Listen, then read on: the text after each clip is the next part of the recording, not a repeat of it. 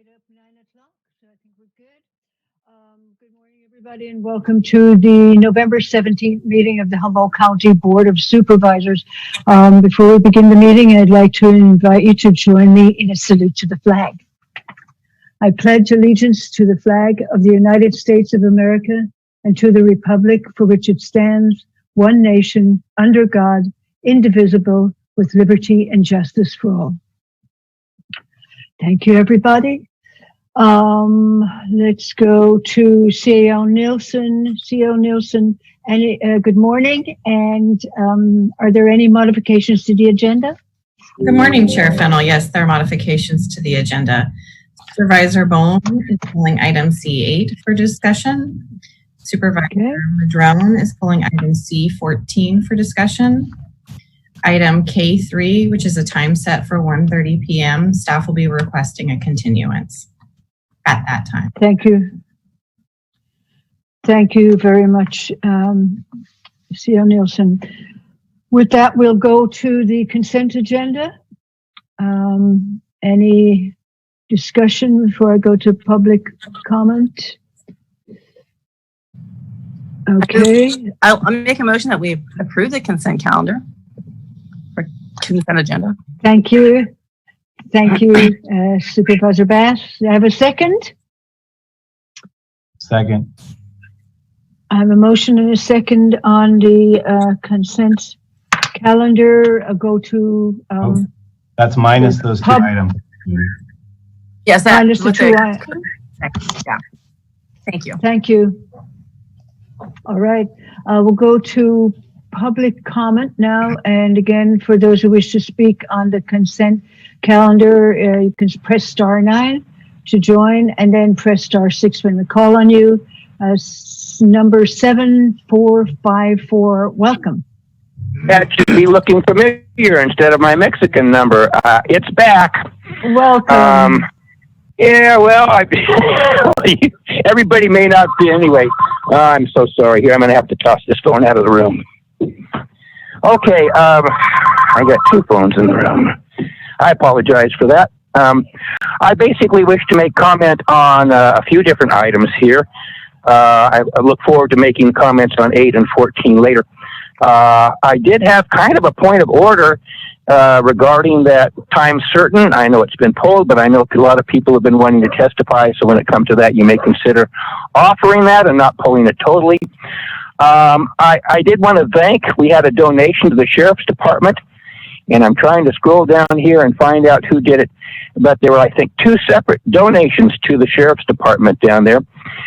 Here we go, a donation, and people should be aware of this, from the Carol Sund Carrington Memorial Foundation to Humboldt County Sheriffs, one of $31,000, and another one of $20,000 from the Carol Davis family to support the Humboldt County Sheriff's Search and Rescue Team.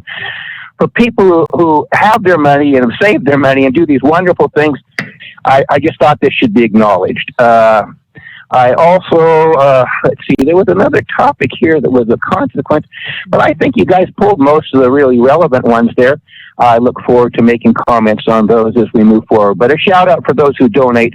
And we also had a whole bunch of administrative civil penalties. I think there were, I don't have the list right here, it's somewhere in my pile of papers, but people were assessed $900,000 planning and building. Thank you for going ahead and assessing these $900,000 plus administrative costs to get rid of those people who are not playing nicely. Thank you for my opportunity to speak. Thank you, Scott. Just so you know, C14 addresses that issue, so you'll have a chance to talk about it. Okay, any further comment from the public on this item?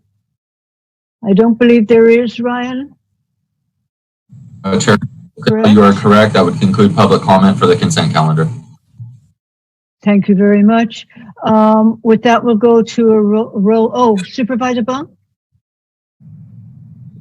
Your mic, Rex. Number 4, I just wanted to recognize Humboldt Bay Municipal Water District. I've been out to Ruth Lake a couple times, and they've put out over 8,000 feet of hay wattle. They've removed a lot of stuff from their lease lots. Fire's pretty devastating, and they've been, even before the fire was out, they were contracting with people and getting stuff to clean out. They've got all the all the numbered and labeled initial, agencies out there. They've had the environmental crews out there cleaning up the hazardous and federal hazardous waste. They've done a very proactive job, since that is the main source of the water, starts there. So Humboldt Bay Municipal Water District, their board, President Sherry Wu and their staff, and John Friedenbach have done a great job. They're very present out there, making sure that stuff doesn't, as little as possible, leaches into the water and settles at the bottom of the lake. So, and I appreciate everybody. I think we'll probably vote for the letter of support to them to get further funding and support getting that all cleaned up. So thanks. Thank you for pointing that out, Supervisor Bohn. Yeah. All right. Any other comments before we take the vote? Okay, Ryan, we can go with a roll call vote on the consent. Thank you, Chair Fennell. Supervisor Wilson? Yes. Supervisor Bass? Yes. Supervisor Bohn? Supervisor Madrone? Yes. And Supervisor Fennell? Yes. Thank you. Passes 5-0. Thank you very much. So again, as was mentioned earlier, we have a number of set time agenda items, and the first one is right now, 9 o'clock, is a report and an update on the COVID pandemic from our health officer, Dr. Frankovich, Director of Public Health, Michelle Stevens, and Sheriff Hansel. So good morning, everybody, and we're very much looking forward to your update. I know you have some big news for us and probably some questions about that. Thank you. Thanks. Good morning, everyone. Yes, it's been an interesting time of late. As probably most people are aware, we've been seeing increased activity across the country for some time now. Primarily the big center of the country, which now we're seeing expansion. And obviously at this point, California is most notably having a really rapid escalation in cases. And it's a steeper climb than we've seen to date in the pandemic since it began. We now have 41 counties, I believe, in the purple tier, which represents about 91% of the state's population. And it's really stunning. I encourage people to take a look online. You can see comparison maps, the color maps for the state, looking at even just, in September, October, and now. And you can just watch the state darken in terms of cases. So I think it's pretty clear we're in the middle of sort of a large surge in cases. And for that reason, Governor Newsom yesterday announced sort of putting on the brakes on the blueprint right now.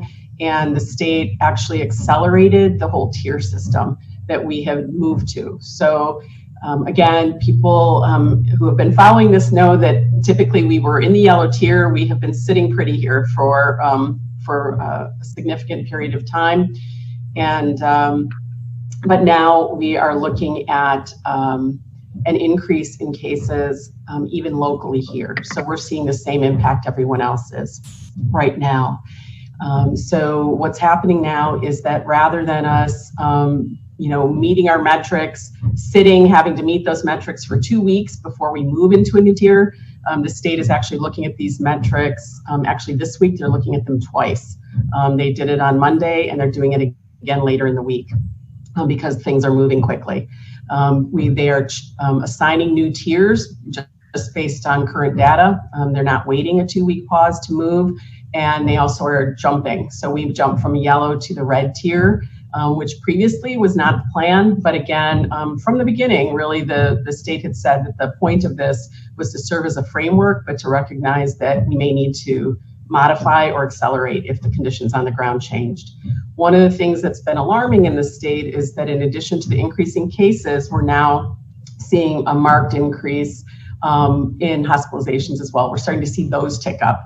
And as we know from prior sort of peaks and ebbs in this pandemic, what we typically see is an increasing case count, there's a lag, an increasing hospitalization rate, a lag, and then an increasing number of deaths. And so that is the concern. We're trying to basically put the brakes on to slow the increase in cases so that we don't compromise the healthcare system.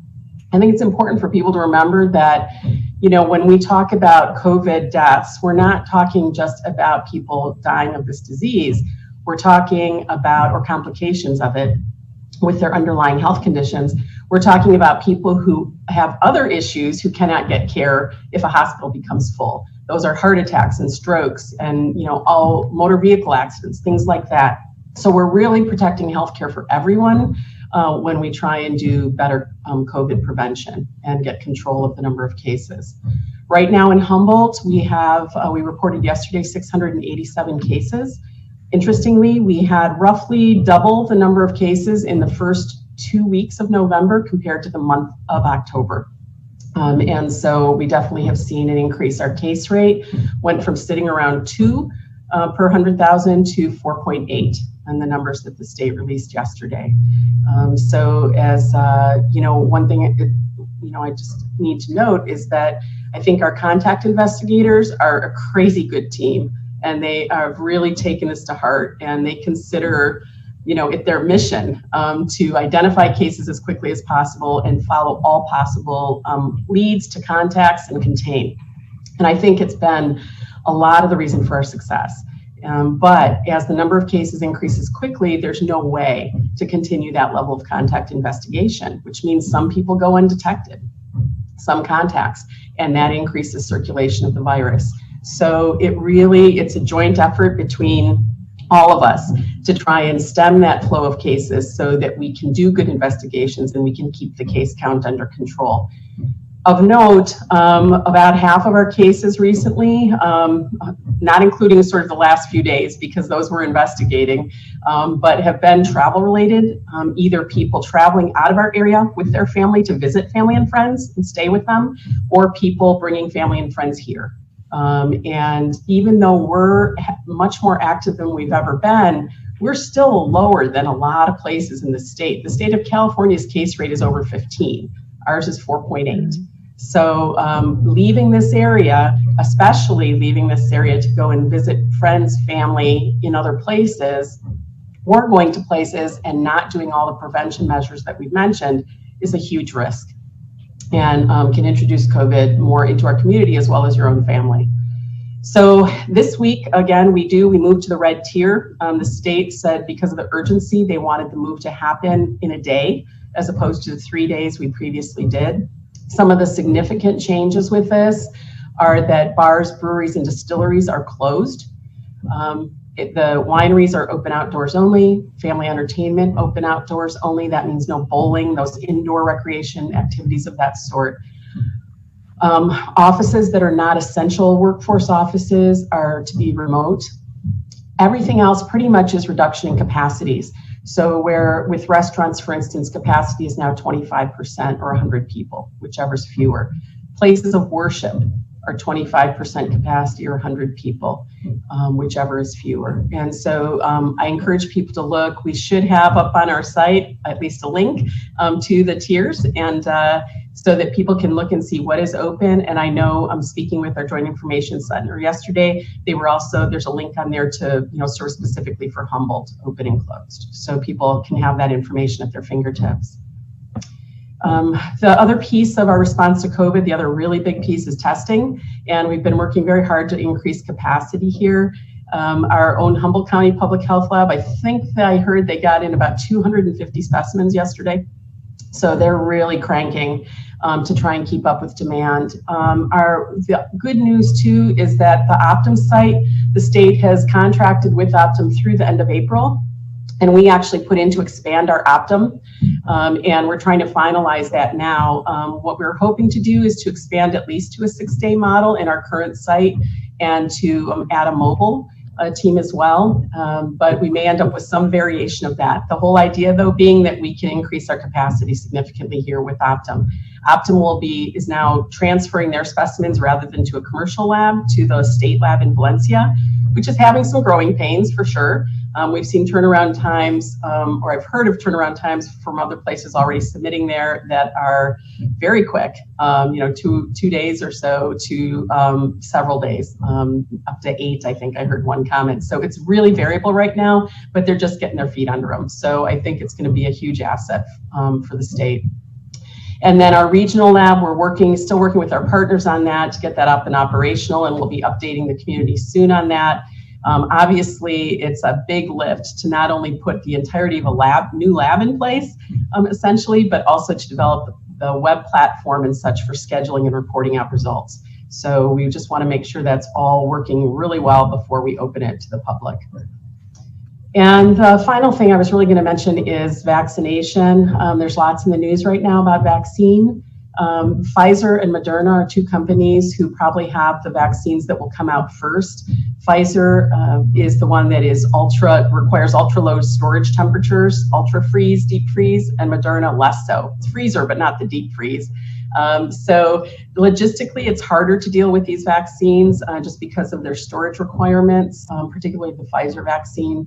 But what is very likely is that the Pfizer vaccine we may have available to begin vaccinating healthcare workforce in December. We're planning for that and doing that kind of as a regional effort with our hospital partners and others to be able to do that within our community.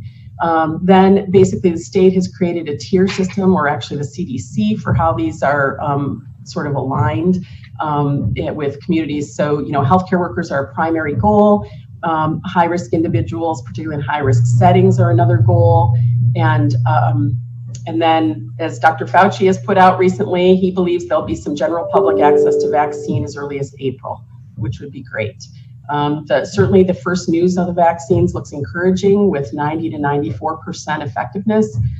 The big unknown in this, though, is how long that immunity lasts. And we do also know that these vaccines in particular require 2 doses. The Pfizer requires 2 doses a month apart.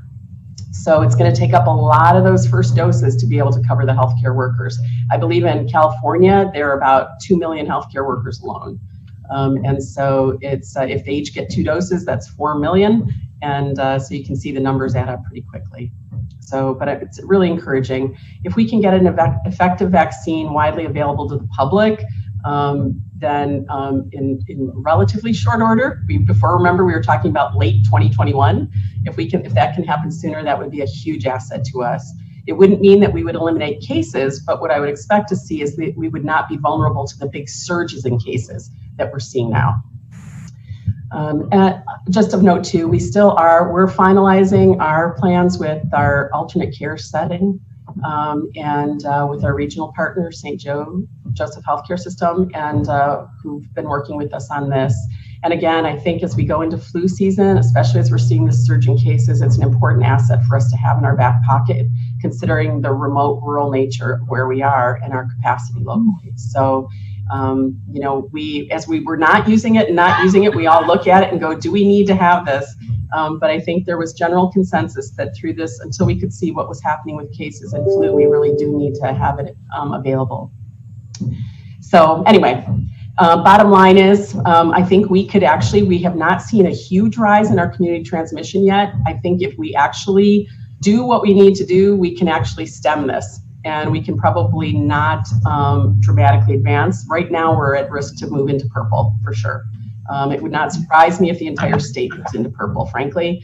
But I think we do locally, with a pattern we're seeing, have the ability to do some containment, but it will hinge completely, largely on the fact that we have to forego the visiting and gathering and traveling. We just do. I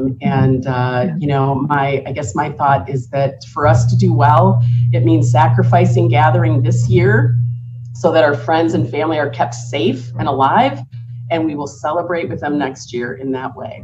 Until then, our celebrations need to be household centered, not multi-household, and any gathering that people are doing really needs to be outdoors.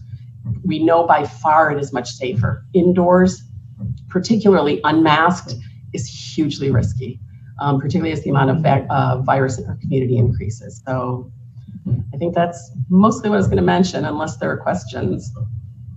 Okay, any questions for Dr. Frankovich?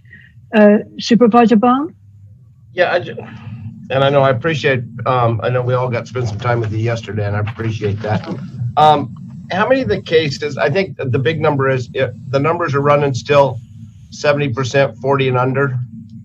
Yeah, well, we about 75% are under 50. What we're seeing in a lot of our newer cases are more people kind of in that 30s, 20s and 30s, is that some sort of young adult frontline workforce group of people. So, and you, I mean, being the professional, would you take that is the people that are most vulnerable and the people around them are looking out more for them and maybe not as much for themselves, the younger people thinking that they're invincible?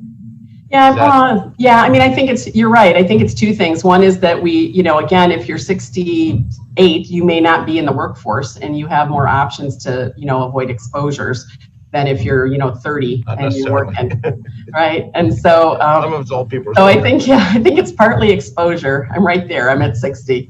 It's partly exposure. And then you're right. I also do think there's clearly a difference between what an 18-year-old thinks is risky and what I think is risky. And I think, it's difficult because of behavior.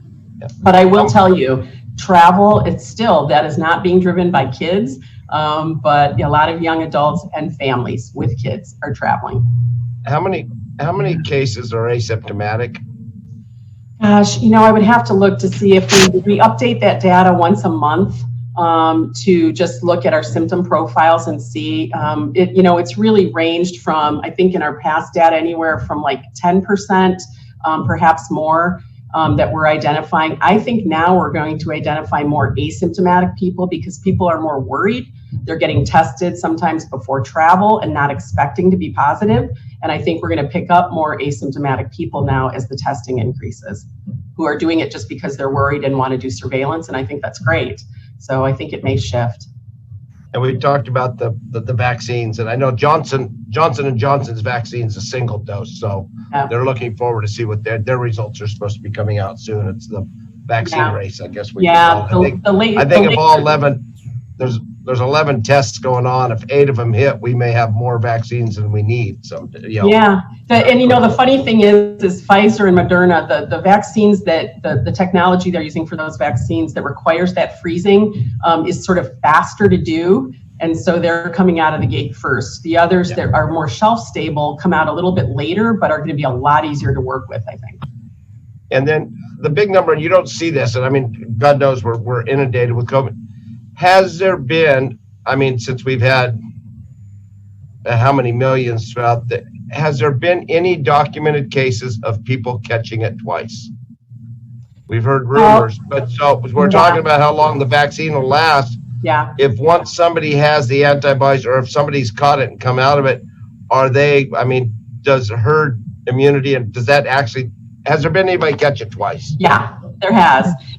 Basically, the reports, early on it's been pretty relatively uncommon, but I can tell you we're actually participating in a genetic project with UC San Francisco where we send our positives down and they look at the typing on the virus so that we can actually, the thought is that down the road, it's a technology that could be used to connect cases easily so we can see some patterns. We have had a couple of individuals who look like, just locally, who look like a second infection, but we don't have the genetic data to tell. So these are individuals who were sick perhaps in the spring, recovered, or had mild lingering symptoms, never maybe completely got fully back to normal, and now are testing positive in the fall with new onset of increased symptoms. So what's always difficult to know, because we just don't know much about this yet, is are these people somehow reactivating an infection or are they acquiring a new infection? And part of the way you can tell that is it the same bug they were sick with early on or is it a different one? And so the genetics on this are going to help us understand the virus a lot more. But what I will tell you is yes, people can become reinfected. We'll need more of that to happen as the pandemic goes on to figure out, will it mean that they get a less severe case? If it's less severe, we can deal with getting reinfected. But we don't have the numbers yet to really make predictions about it. Thank you. So Dr. Frankovich, following up on that, so if somebody's been affected and they have antibodies to that strain, there are a lot of mutated strains. Is that basically what it is? So the next time you're infected is totally different and you can keep track of that as you go forward. Well, and again, I mean, to some extent, I mean, we know that viruses just all sort of modify over time regardless. So, and it's not always significant in the sense that the same vaccine will cover many strains per se. So it doesn't mean that the vaccines would become quickly ineffective, but it could be that people that what we don't know right now, I guess, what I would say is that are they getting reinfected because it's such a different strain, or are they getting reinfected simply because you could even be reinfected by the same strain again because you just don't have long-lasting immunity? The good thing I can tell you is so far that looks like it's pretty uncommon. But you can't really tell that until you're following the pandemic out for many, many months, right? We don't expect people to get reinfected within the first 3 months. But if somebody at 6 months now, 8 months, or a year out is reinfected, it's a whole different thing. So we're watching that really carefully. Okay.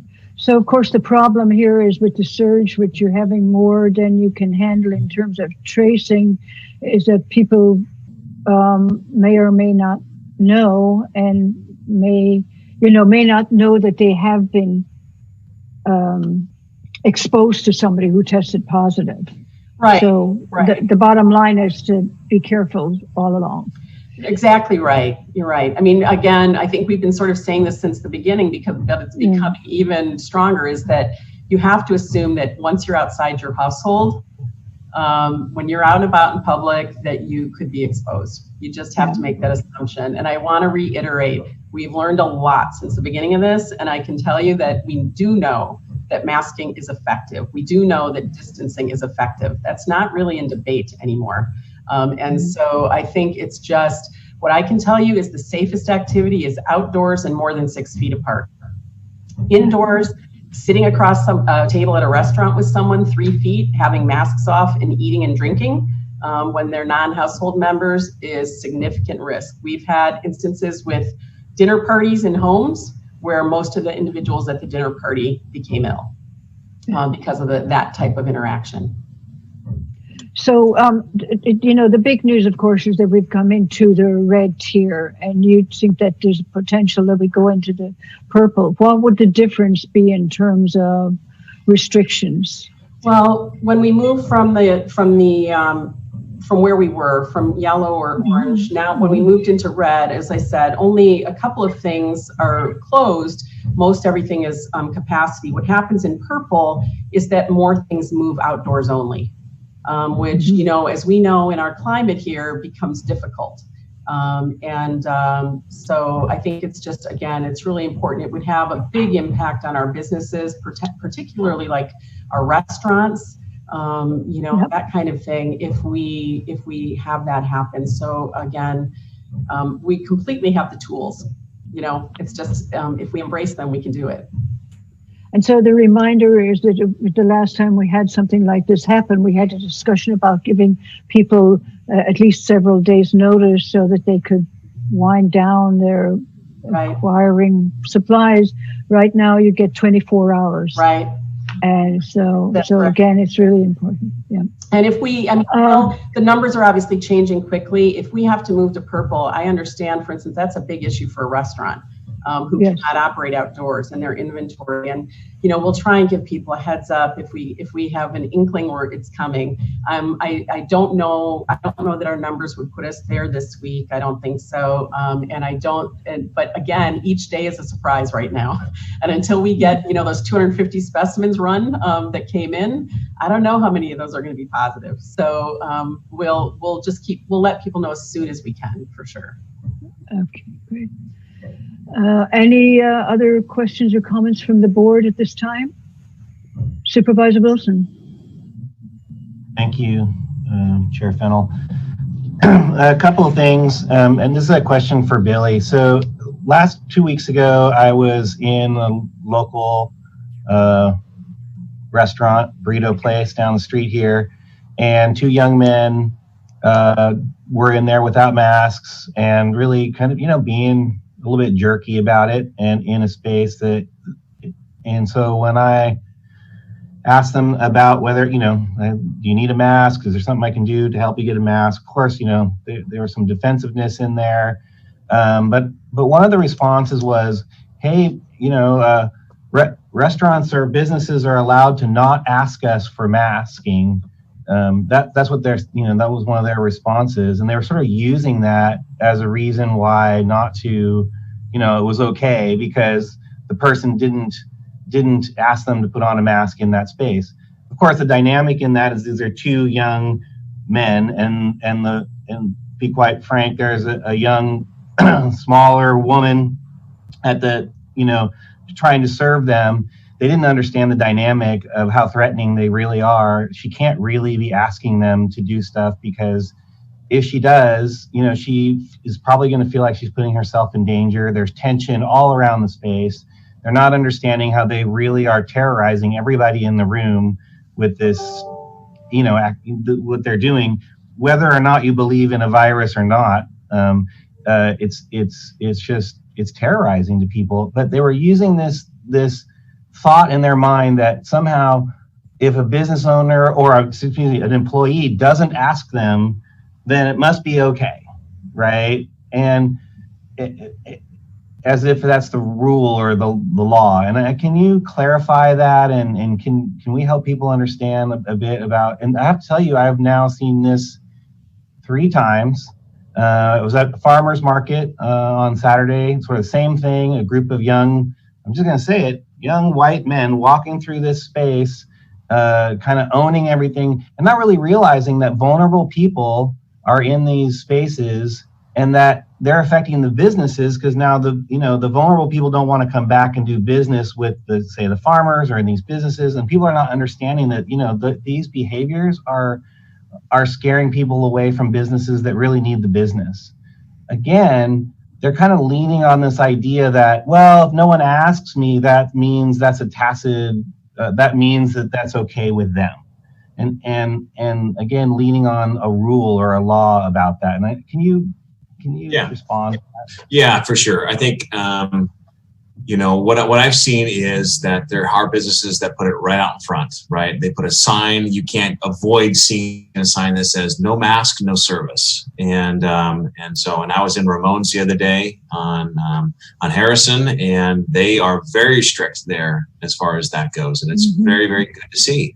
I think what needs to happen here is that, number one, people need to be comfortable having those conversations, and employers need to have those contacts with those employees stating that really no mask, no service. That is going to be the stance moving forward. If they're not comfortable with it, then really they shouldn't be working that cash register, working that front, because really, it is a part of our business compliance that anyone enters a retail establishment or a business that they do have to wear a facial covering.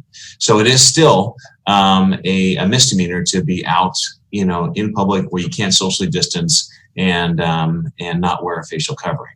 And so we want to, again, get voluntary compliance. It is, a business has every right to refuse service to anyone who isn't wearing a facial covering. And so that is their right to do so. And like I said, some businesses are very good. Some businesses, their employees are shy enough. But if we value our community, then I think we should do everything we possibly can to reduce the risk to our community. I think we've done very, very well so far. And just like Dr. Frankovich said, what really does help is those facial coverings and wearing them diligently. And that's why our case rate is 4.8 instead of a lot higher, closer to that 15 throughout the states, because I think for the most part, people are doing this. Take it seriously. And because it's not just your decision, because your decision not to wear a facial covering could affect our businesses and our schools and our churches. Everything that you maybe hold dear to, those are affected by our increased case rate. So I urge people to just do this for the community, do this for each other and our businesses. I guess, Billy, what I'm trying to get at is this employee wasn't shy. They're threatened, and even though it's not an overt threat, when you think about the person trying to ask that person to put on a mask in this political environment and an environment where they hear about people getting agitated and violent, I'm just saying, it's not about being shy. It's really about feeling threatened. And I have to say, it's like when I talk to those people, they get agitated, and I'm, trying to be very calm and it's like, and I just have to say, like, these, the size of these people was not as, was as different between this and this employee. The dynamic, the social dynamic was, more on an even, space. I mean, you know what I'm saying here. And it's just really, I don't know. It just seems like when we're saying that the businesses have an option, well then, that's just being used. I've just seen it used a couple of times. People, like, in minds, they're justifying their activity by saying, well, no one's saying anything to me, so it's okay. And I'm just, that part is, it's really it's unfair that we're seeing that dynamic kind of play out in these situations. I don't have an answer to that, but I'm just saying, like, I would really hope that our messaging is more clear on that. And if it does happen, we do want employers or employees to say something. We do need that. In order for us to get a phone call, please give people the opportunity to come into compliance. And so I understand people may be upset about being asked to put on a mask, but I think generally people are at the point now where if they refuse to wear a mask and they're going into a store and they're confronted, they usually will leave if they don't want to wear a mask. And so we're seeing less and less people with these out, making a fool of themselves, so to speak, and being aggressive because they're not wearing a mask. We're seeing less and less of those people out in our community, and maybe some people may be defiant of that.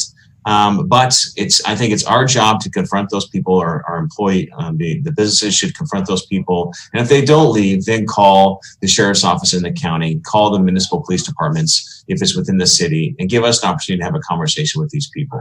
And if they do refuse to leave, then we can do something about it. Okay, and then my second comment, and unrelated to this, is the second infections discussion. It reminds me a lot of the early days of dengue fever. I just have to say, as a person who had dengue fever and in the first serotype, it was thought that you got it and it was done. Now there's like 4 or 5, I don't know how many serotypes of dengue fever. Each one, you don't have immunity from the one before, and each compounds in terms of their severity of symptoms. And I'm just saying, like, the early days of that was, that's a mosquito-borne disease, but not dissimilar in some of the impacts, I would have to say, having experienced it. And I just want people, I think we should be cautious about that and not be so cavalier about getting something once, not knowing whether the second and third potential infections may be different. And I think that it's important, even for young people, because this could be a pre-existing condition, right? And so I think it's really important that at all levels we try to not get infected and try, even if we think it's going to be asymptomatic, even if we think we're going to survive.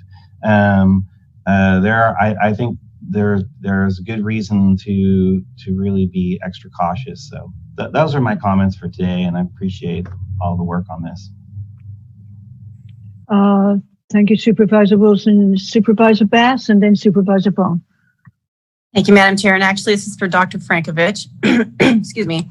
As we are finding ourselves, currently in red, could end up in purple. I know you outlined some things, but I know we're going to get a lot of calls about what about the hair salons, the nail salons, the spas. And I don't recall if you mentioned that, and I have not actually heard specifically what happens to all those and as we go into these more of a shutdown phases. Your mic, Terry, Dr. Frankovich. I can never get that mouse to work. Sorry. So, it does, Supervisor Bassett, looks a little different than it did when we first started way back in the spring. I think, with the good prevention measures in place that salons are doing, I think there's a generally more comfort with safety on those. And so in our current tier, they're open, and even in the purple tier, hair salons are open as well. And the same is true of the personal care services. There are some modifications, but they are able to be open. So, Okay, thank you. Good to know. Great.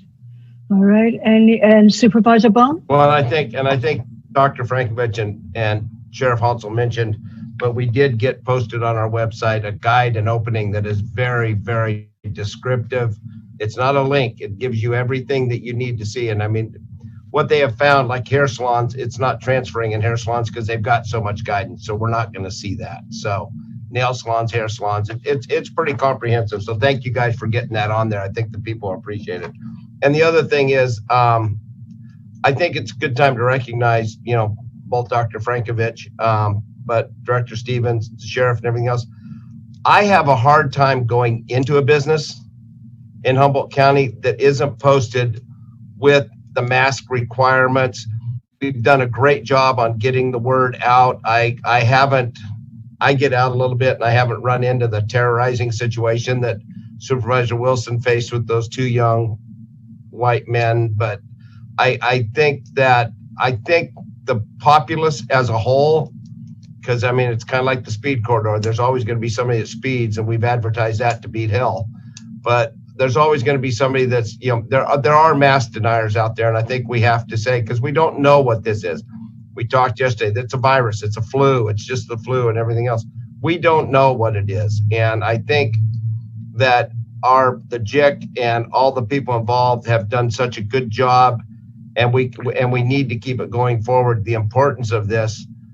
I mean, to give an example, if you don't think we're getting the word out, this morning at 7 o'clock, I'm coming down 8th Street, and there was somebody in a mental breakdown situation. They had their shirt off, walking down the street, dragging their blanket in the pouring down rain, but they had a mask on. And I had to chuckle to myself, somebody's got that point across. Even in that type of situation, they had their mask on, and the homeless have been doing it, the people that are housing challenged.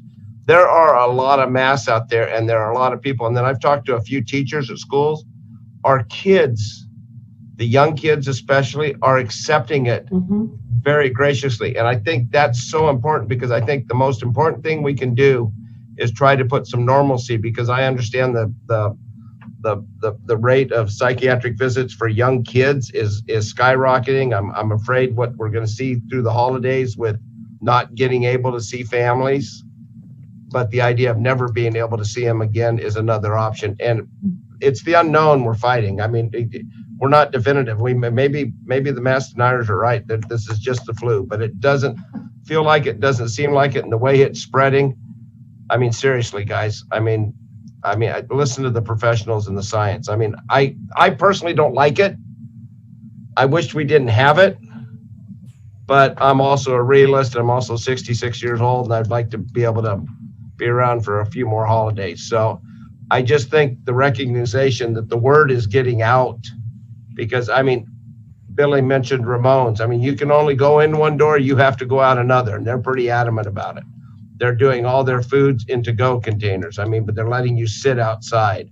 So, I mean, and that's just a small, I'm not doing advertising for them, because Starbucks, I mean, Jitter Bean and their drive-ups and everything, everybody is taking the extra step to make sure this happens. And I don't think anybody's doing it for themselves. I think they're doing it for their neighbor, and they're being understanding because of the people they might affect.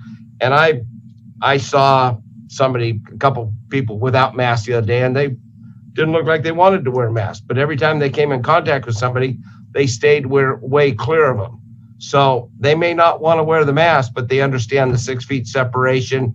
They understand that they're imposing on their rights can be their rights, but they can't impose them on somebody else. And I think that's all because of the message we're sending. I mean, the message may not have been as strong, and I'm not over there, but when you get 180 on a Thursday and 220 on a Friday over in Shasta, that scares the living hell out of me, because you have to understand, We have transport drivers, business people that go over there and work every day and come back here. I don't know if you consider that travel related because it's part of their job, but we have people hauling materials, bringing stuff back, truck drivers coming in and out off the interstate, and they have a serious problem. And they're bigger than us, but they're not 10 times bigger than us, and they're just booting us on numbers. So, Yeah. and if you remember right, they weren't as adamant about masks at the beginning as we Right. were. And everybody said, look at them, they got no numbers. Well, so Yeah. I appreciate the job, the JIC, Sheriff, Doc, Michelle, that you're doing, because the word's getting out there. Do not rest on your laurels. Keep pushing the word out there, and we won't have these incidents that Mike had to put up with at the restaurant and stuff like that. I think that's the main thing. Convince our young it's not showing weakness, it's showing brightness. Yeah. Dr. Frankovich and then Director Stevens. Yeah, a couple things. Thanks, Supervisor Bohn. And I agree. Not the flu. So it's we don't know as much as we're going to know about this virus. But you know, the one thing we know about flu is that if you get it and you survive it, you're fine. As I think Supervisor Wilson was alluding to, we can't say the same with COVID. We know that a significant number of people seem to have some persistent problems after COVID. And so I think it is important that we all try and avoid infection. I did want to mention, to your point, Supervisor Bohn, about the schools and masking. The kids are doing great. And I want to applaud our schools because they have put these measures in place. We have not had a secondary transmission in the school setting to date. Now, I can't expect that to be a forever thing. Frankly, I'm really concerned about the holidays and families traveling and kids coming back to school. It's a real concern. And I was on the phone with the superintendents yesterday talking about this issue. But they have really tried hard to structure environments that are safe for their staff and students. And, you know, they've been really wonderful partners working with us on that. And I think the last thing I was going to mention is, to your point on salons, I think it is really a really excellent example of the efficiency of these and effectiveness of the measures that we talk about. Because if people recall, you know, there were these cases early on in the pandemic where a single, you know, beautician in a salon led to many cases spreading from that. There was a famous barber in New York, multiple cases spreading from that. It was before all these measures were put in place or people weren't paying attention to them. Now, with these in place, it's become a much lower risk setting than we knew. And it's all to the credit of the distancing and masking and cleaning and all of those things that they're doing. So the tools work. We know that. We just have to use them. Great. And thank you for all of the work that you've done to convince everybody that this was the way to go. Great job there. Director Stevens. Nagging people. Right. Gotta do it. Speaking of, this may be the last board meeting with Dr. Frankovich providing the update, and I wanted to take a moment to give my deep thanks to her for her leadership and tenacity as we respond to COVID-19. Undoubtedly, we've stayed in a better place than most of the state as a county for as long as we had, due in part to her experience as a health officer in a rural community and forethought in how to protect us, and the sacrifice that many people and business owners have made in our community, as we've talked about. It's been a pleasure working with her, even in the long and stressful days. And I appreciate her as a public health professional, a leader, and the person that she is. So thank you, Terry. Thanks, Michelle. I've told someone recently, I said, as hard as this has been, I wouldn't trade it for anything in terms of being in the position. It's been a pleasure. Well, now I want to chime in, and I have to say a huge thank you to Dr. Frankovich for your leadership and for being in the right place at the right time. And I know you took some knocks. I'm not going to hide that. People calling you all sorts of names, and you just hung in there and you did what was right for the community. And I truly appreciate it. And I know that there's a lot of people in the community who do. And so thank you for stepping up. Thank you for being brave and strong and for being such a good leader. Thank you. Thank you. Thanks for the support of the board. It's been huge, and it's not the same in all counties, so I appreciate it. Yeah. Well, we're not done with this item yet. We have public comment, and if anybody wishes to speak on this item, you can press *9 and then press *6 when you're called on. So the first number is 7. The last 4 digits is 7454. If you press *6, you can come into the meeting. Welcome. Estelle, I did have a couple questions that maybe you could direct toward our health officer. Okay. I'm looking at the stats here that Lost Coast put out, and I think they were put out last Friday or the day before. It'd be nice if, I don't know if press releases are done to Lost Coast, because that's where we go to look at this. We don't go to the county website. It mentions 10 deaths. So as the way I understand it, that's probably, since this has been going on and counted as 1 death per month. Is that correct? And then we have hospitalization that says +1 from Friday. And I don't know if that's a week, Friday the week before this Friday or when it is. But I just want to know how many people are currently hospitalized and how many of those deaths were of people that were, let's say, in that certain category of being Rex's age or my age or older. So the stats are extremely important to us to understand what happens out there. I did want to say that I understand what Mike is saying here. And this is for Sheriff Billy. Billy, I think in your policy, you should require to say that it is a misdemeanor not to wear a mask for any of these permitted facilities to allow people in. That's number 1. Number 2, you cannot expect the help to do your job. And in my opinion, once that's posted, your job is, and I don't care if you want to call it going and getting coffee and donuts or just walking in, but every time your officers are out and about, they should stop in those places on a random basis, and they should go ahead and issue that misdemeanor to the, don't warn them. Don't warn them. They've been warned. Issue the misdemeanor. Until you do that, people are going to blow you off because there is, I don't know, maybe this is a question for Sheriff Hansel here. How many misdemeanor citations have been issued on this particular topic? I've been out of country. I'm self-quarantined at home for 14 days. Mexico does a far better job than any of these United States entities do.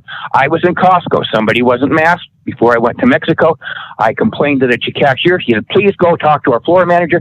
I got a hold of, was walking toward the area where that would be. And instead I met the store manager, and I told him the circumstance if somebody was too cute to wear a mask. I've been asked to go by your cashier to go talk to you so you can have their back to enforce this. And I was halfway blown off by Costco as far as I was concerned. Down in Mexico, they have thermal, you get your temperature taken when you go in, no matter what. You're refused entry. Doesn't happen here at all. You can't even get into a Mexican airport to use the restroom or say goodbye without walking down a line with a thermal imagery device on you, and you're pulled out of line if you have a fever. We're doing none of those things here. We're asking it for it. So I really would like to see us all stay safe. I would like to be positive about what we're doing here. Blue Lake, very few people wear masks when they're walking around town, and yet we don't even have, according to the state stats, in our zip code, 5 people. I think it's 5 people or more. I think it's 6 people that have been in Blue Lake that have been infected. So we're doing the right things in Blue Lake. Maybe it's because it's the center of the universe. I think we can do a lot better. So those are my questions and requests of you. Back during the Spanish flu, a person was determined to be a slackard, and they were fined $3, which is a bunch of money for not wearing a mask. Thanks. Can't we do that? Thank you. Thank you, Kent. That goes to our next caller, and this would be with the last 4 digits of 6556, I think. If you press *6, you can join the meeting. If that's please press *6. There you go. Welcome. Hello, is it me? That's you. Welcome. Oh, good. I wanted to talk about what we know. We know it's an airborne virus, and we know this is not normal, and all of our efforts should be put into prevention. On that subject, I'm concerned about the balaclavas that the sheriffs use. The knit fleece, there's evidence that is just completely, a layer to keep you warm, and that it blows right through, and it's useless. And I'm concerned about that. I'm concerned about poorly fitting masks and these people wearing slings around their chins. I think we need some public education. I know my daughter works with the public, And there's a big sign right out front. It's the ice cream store. And people just don't read. I don't know. We need some public education. And we need something to counter the propaganda and the lies. These kids, they kind of want to flaunt the authority. I just think we need to really work on prevention. And thank you, Dr. Frankovich, very, very, very, very much. I appreciate you. Okay, that's it. Just the balaclavas, they concern me. Thank you. Thank you, caller. And our next caller is with the last four digits of 3053. Good morning, Thomas Mulder. I just wanted to confirm you can hear me.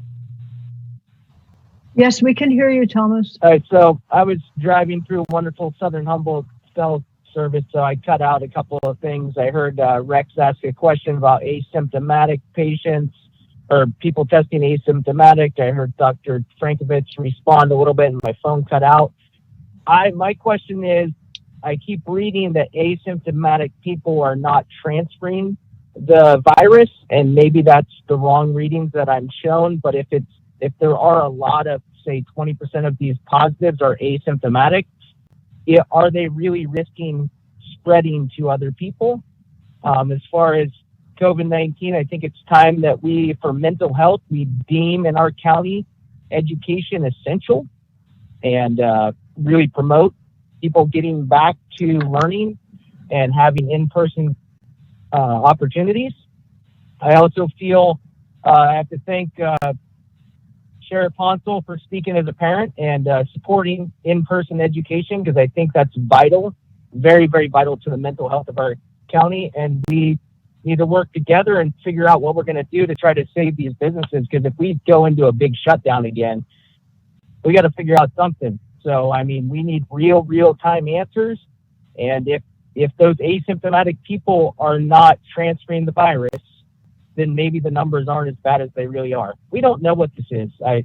People are dying, but let's also remember, for those of you that are saying don't see your loved ones this holiday, that may be your last opportunity to see that loved one, because they may not be here next year. Tomorrow's never promised, so we need to live for today as well. Thank you for the opportunity to speak. Thank you. Any further comments on this item from the public? Press star 9 if you wish to speak. Okay, I believe that's it. Right, Ryan? I think it is. I'm going to go with that. Yeah. Yes, you're correct, Chair Fennell. That concludes public comment for this item. Okay, I'll bring it back to the board. There were a couple of questions there. It would be good to clarify. And then Supervisor Bass. Do you want the doctor to clarify, or me ask my questions first? Didn't hear anyone talk. It doesn't matter to me. If you want to go ahead, Supervisor Bass, and then we can answer any comments that came up. Okay. Yeah, actually, I'm going to go back to the mask thing, and I had to chuckle when Supervisor Bohn mentioned the corridor, because quite frankly, when I'm on the corridor, I think I'm one of the few people that are actually set at 50 miles an hour. So I'm not sure that was the best example. I think people try, but they get kind of caught up in following everybody else. But the flaunting authority that one of the callers mentioned, I think is part of the challenge. And I think it's not necessarily just about COVID. It's about this authority. And I have my own stories. And I went to Walmart, I think it was the other day, just a big place. I had to stop and get something on the way out of town. And these 3 young men walked in, and the person at the door said, "Hey guys, you need your masks on." So I was falling behind them and they weren't putting them on. So I said something, and they were pretty rude, and they followed me around the store.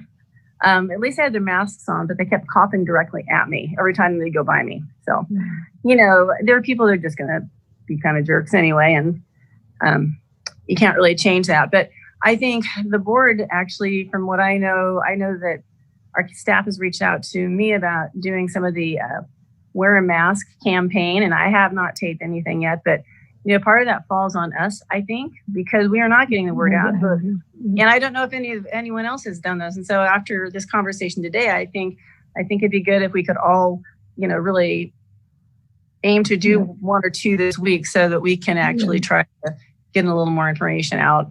Because I think Rex is right. We're not getting it out in a way that people that we're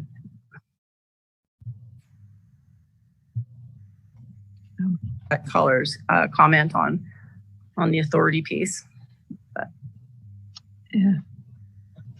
Thank you for that, Supervisor Bass. It's definitely just keep changing. I've heard it on the national front being described as what would you do if we were, were going into a war or whatever. And you think back to how there's that sense of community where everybody pitches in because we all understand that there's an issue that we can help with.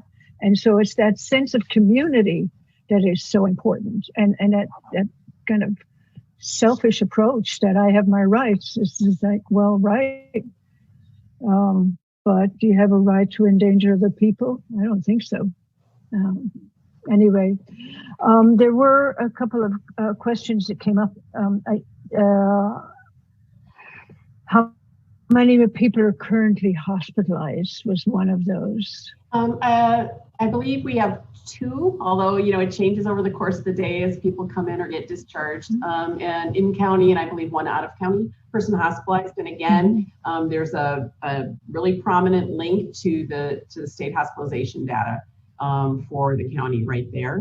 I know also Supervisor Fennell, there was a question about deaths by age group. We do put that on our dashboard and we update that frequently. So, the caller can see that as well. And in terms of our asymptomatic people, at about 10%, it's a good question. Some people who are asymptomatic have a very small viral load and are probably not effective spreaders, but not all. And so how much the asymptomatic is contributing to the current circulation of cases, I don't know. But I think one of the bigger issues is that asymptomatic people are two things. There are asymptomatic people who never get symptoms, and there are asymptomatic people who just haven't gotten symptoms yet. And so when we know that people who do develop symptoms are probably infectious for 2 days beforehand. So I can tell you, we know it happens. I cannot tell you yet how big a player that is right now. I think we're still learning. Yeah. Thank you. And so there was a question also, Sheriff, about misdemeanors, if any misdemeanor citations have been issued. Throughout the county, there have been misdemeanor citations issued, and so we are still responding to those type of crimes in progress, and it's up to the deputy or officer's discretion to issue a citation based upon the totality of the circumstances. So it's going to be up to those officers and deputies when they do respond and to see whether or not a ticket is necessary at that point in time. I do also want to add that that our Joint Information Center has been really tirelessly putting out content regarding wearing a mask. Also, the Chamber of Commerce's throughout, the county, Eureka Chamber of Commerce has a campaign, wear a mask. And so there is lots of content out there. We have COVID minutes, and lots of graphics and those kind of things. So please go to our Facebook page, our social media sites, copy and paste, share those things with your communities, print them out, post them. I really think that's, we do have plenty of material out there for people to share and to get the information out. I believe that people do know, and there really is no reason why, if they choose to express their constitutional rights and not wear a mask out in a public place, if they go into a business, they're violating the law, and they'll be subject to that law. They can online shop, they can do other things as opposed to go into a retail establishment if they feel that strongly about it. So I just urge people to continue going down this road.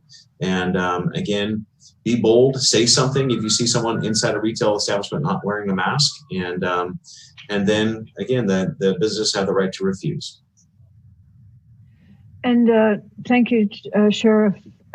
Dr. Frankovich, Yeah, again, I just wanted to echo the sheriff on this. I've told several people recently, looking at our whole response here, I think the real underpinnings are the investigations, the testing, and public information. Because never, I don't think we've had an incident where the public participation and having the needed information on hand has been more critical.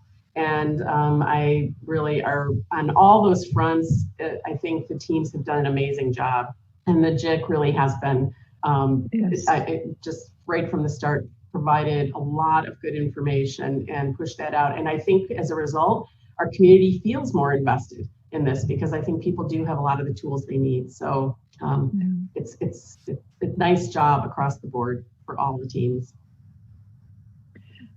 And then finally, there was one issue about whether or not balaclavas are good protection, in terms of masking. I know that a lot of people use them. They're very handy, just have them around your neck and pull them up. Do they provide the kind of protection that's needed? Yeah, I mean, the caller's probably referring, there was a study done using one particular type of sort of gator, and which showed that it wasn't helpful. And I think the basic lesson here is we don't, when we're talking about, using the neck coverings, balaclavas or gaiters or whatever, a lot of it depends on the nature of it. So it's really hard to make a blanket statement. Generally speaking, you want something that has multiple layers of fabric. If you're holding it up and you can, you're seeing through it, it's probably not a good barrier. And so, I think simple multi-layer cotton masks are great. But I think in general, people should be, another caution I would give people is we didn't eliminate using valve masks because we do know that some valve masks are efficient if they have cloth in the filter. If there's no filter, it isn't working. And so it's not acceptable. The gaiters, I would just recommend to people that it should be multi-layered. If they're going to use it, it's more effective that way. But probably the primo one and the one we know the most about is just a multi-layered cloth mask. Okay, great. Well, thank you very much, Dr. Frankovich, Director Stevens, Sheriff Hansel, and everybody involved in this. I know we've got some challenges ahead, but I do think that, we're at a good place in Humboldt County. Let's stay that way. Let's stay. Thank you very much. Okay. All right. Thank you. So the next item on the agenda is to go back to items that were pulled from consent. And the first one that was pulled was C8, was pulled by Supervisor Bohn. And this is the revised funding for Project Trellis, applicant Five Sisters Farm. Supervisor Bohn. Most of the application summary is blank for me, and so is the articles of organization. I don't know if anybody else had that problem. All I've got is the application. I don't have, nothing's filled in. But what I wanted to know is if this has changed, where I'm following up on, I know they've changed from being Five Sisters to the Soham Farm Company, and I support the project and everything else, but as we're changing, is that still considered a sole proprietorship under their articles of incorporation? Did they change that? Because it was a sole proprietorship if you look it up. And then the other thing is I know the new rules are following ag cooperatives, but are we going to be able to allow appellations? And I know we have road districts and road associations and everything else, but the appellations and the true co-ops is there going to be a change for them in the new rules that came out Friday, since this is all tied in together? So, because I mean, $50,000 is a lot for one location. I know that the tours are a big deal, and I support them and everything else, but we'll burn through our money pretty quick if we go that route. So. Thank you, Supervisor Bohn. Well, we do have Director Adair and Peggy here to talk about this issue, and I think that it would be helpful to clarify the situation that we found ourselves in with that particular grant. All of the other grants were for $10,000, a micro grant, but this one was for $50,000. So, Scott, if you could give us an update on that, Director Adair.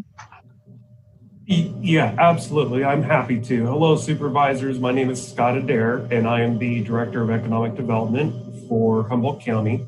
And I appreciate your opportunity to provide some additional clarification for this item. This item concerns the Project Trellis Micro Business Grant Initiative, and specifically is for the defunding of Five Sisters Farms and the funding of its co-op, which is the Sohum Farm Company. I think that it would be important to have some background context and understand that because Project Trellis was a new initiative last year, it lacked certain clarity concerning definitions for cannabis cooperatives and also road maintenance associations. You'll note in this staff report that staff has included new definitions to be used moving forward on future applications for the Project Trellis Micro Business Grant Initiative for what constitutes a cannabis cooperative or a road maintenance association. Five Sisters Farms had been in the process of forming a cooperative. However, they initially applied as a single purpose entity to receive Trellis funding for its project.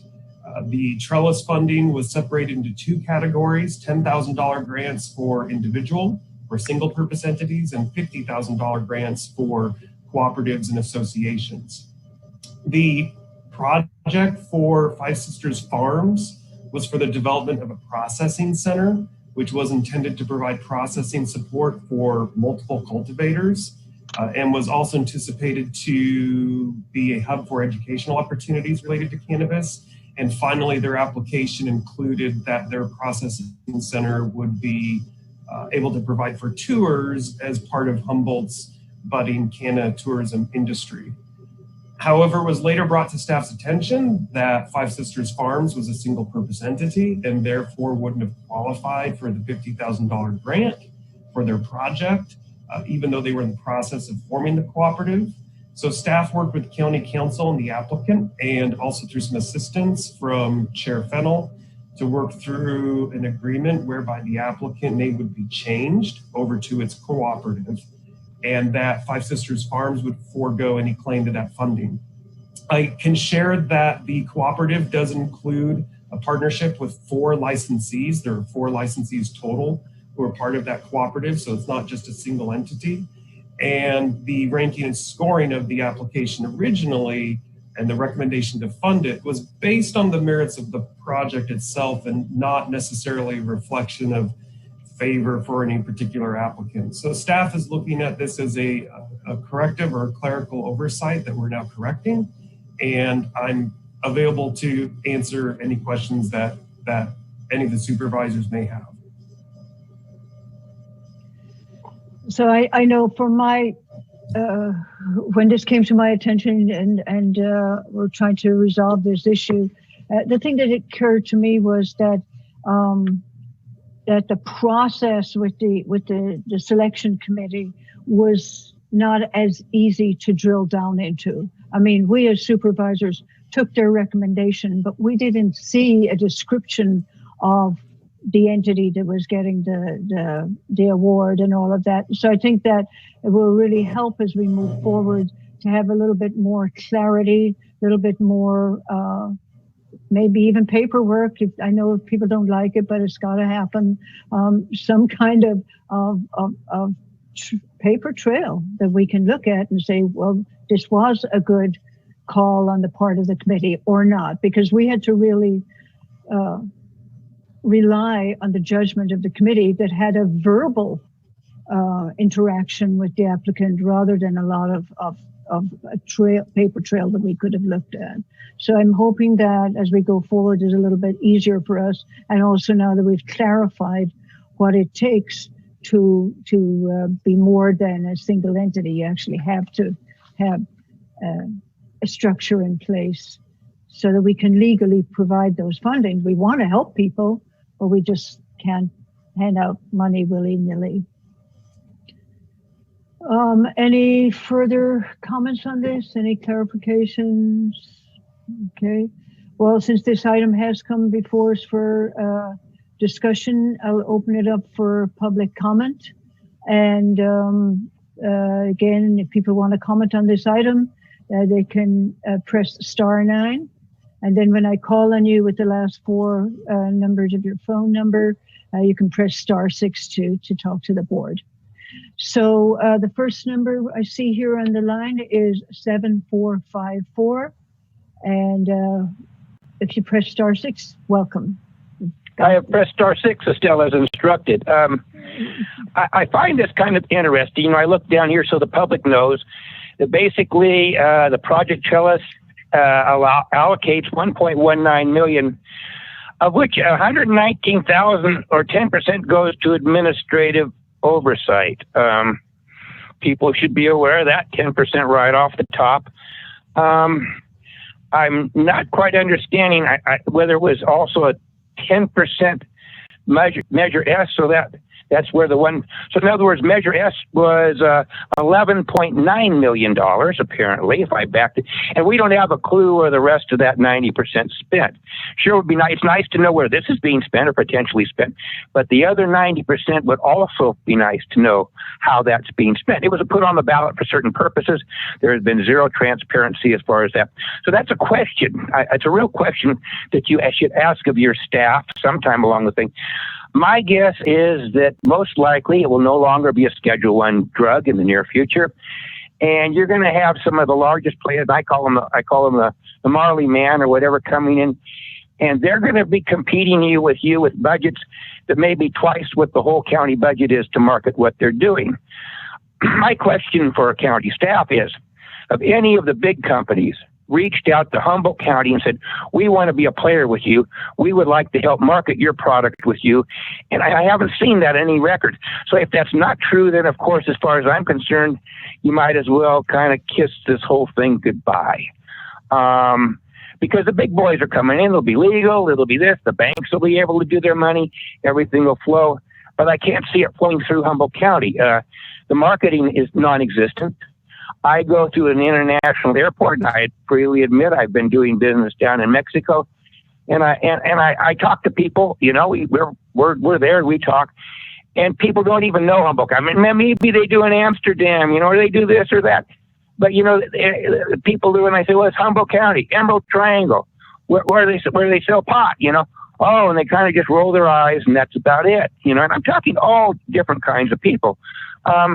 Down in Mexico, your advertising isn't working there.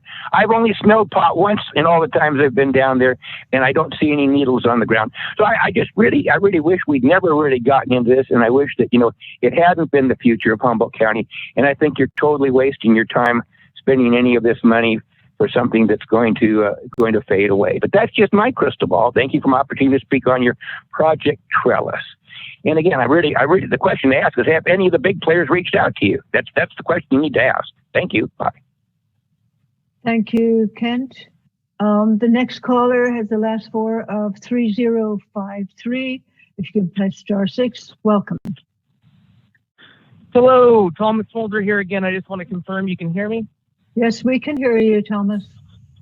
Okay, to start off, I want to thank the board for forming this opportunity to reinvest in the cannabis industry. I think it's great. As someone that sits on the committee appointed by Supervisor Estelle, I'd say it was growing pains. It was something new. It was just an oversight of the wrong type of thing. I think we've done some things to correct that in the future with the application, revised application, and the scoring and ranking. The way it came down to, let's be real. We turned in our scores. COVID hit. Most of the economic department got moved to the JIC, or however that abbreviation is. And it was kind of hard to go through it. So the recommendation was just the score, the top scores turned in, and there was never a second deliberation amongst the committee because of COVID. We never had that opportunity. We've changed the scoring and ranking, so I think that opportunity will be there in the future. I think that this project should be funded just because it was a project. I would recommend you, as the board, the oversight of the committee, to do a couple of things to get transparency, though. Number one, I'd recommend requiring all individual score sheets to be turned in. There was county council said that we didn't have to turn in those score sheets. I, for one, turned mine in before the the public presentations because I believed it to be a two-part, like an evaluation type thing. You score people on a paper screening and then you do a verbal screening and rescore. We never had that opportunity. Second, I agree with you, Rex. $50,000 is a lot of money to any entity, and especially with the $180,000. I think maybe you guys amend the resolution and drop it down to $30,000 for those RMAs and co-ops and stuff like that. Also, you might want to add the additional, because the ag co-op was brought up to me yesterday, maybe add in there, allow the ag co-ops can go after the co-ops and not just cannabis co-ops, because there's different legalities in banking. So there's some things in place that we've done to make the process more efficient. But I also think if you, as the authorizer of this committee, require individual score sheets to be turned in, and if you're worried about the $50,000 in the future, drop it down to whatever you feel is realistic. And remember, the committee is just an advisory, just like the Planning Commission. You guys always have oversight on that. So thank you for the opportunity to speak. Thank you, Thomas. And let's see, the next number I see here is 5722. If you could please press *6. Welcome to the meeting. Welcome.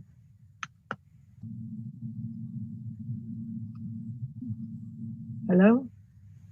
5722? Can you hear me? Hello? Yes, we can hear you. Yes. Welcome. Hi, my name is Alicia Renata. I thought I would be speaking about a specific project that was coming up on the Board of your meeting today about a, but this sounds more general. Alicia, let me just rewind here. What we're talking about is the Five Sisters and Soham Farms. Yeah, that is what I am calling about. Okay, yes. All right. So I am part of the Soham Farm Code that Five Sisters Farm is part of. And I'm calling to say that this project is very important to Southern Humboldt, and that the person heading it, Susan, is a very good person, and we need this down here. And I have, she's my full support, and that's really what I have to say. Thank you, Alicia. Thank you. All right, and we have another caller come in. Last four digits of 3614. 3614. If you could press *6. Welcome. Hi, thank you. This is Drew Barber. I'm owner and operator of East Mill Creek Farms and a co-founder of Uplift Cooperative out here in Petrolia in the Mattole. Thanks for the opportunity to speak, and thanks to the committee, the decision-making committee there with Trellis, for all your hard work. And I think it's been a difficult thing navigating some of these new complexities, and we're all learning a lot in this process.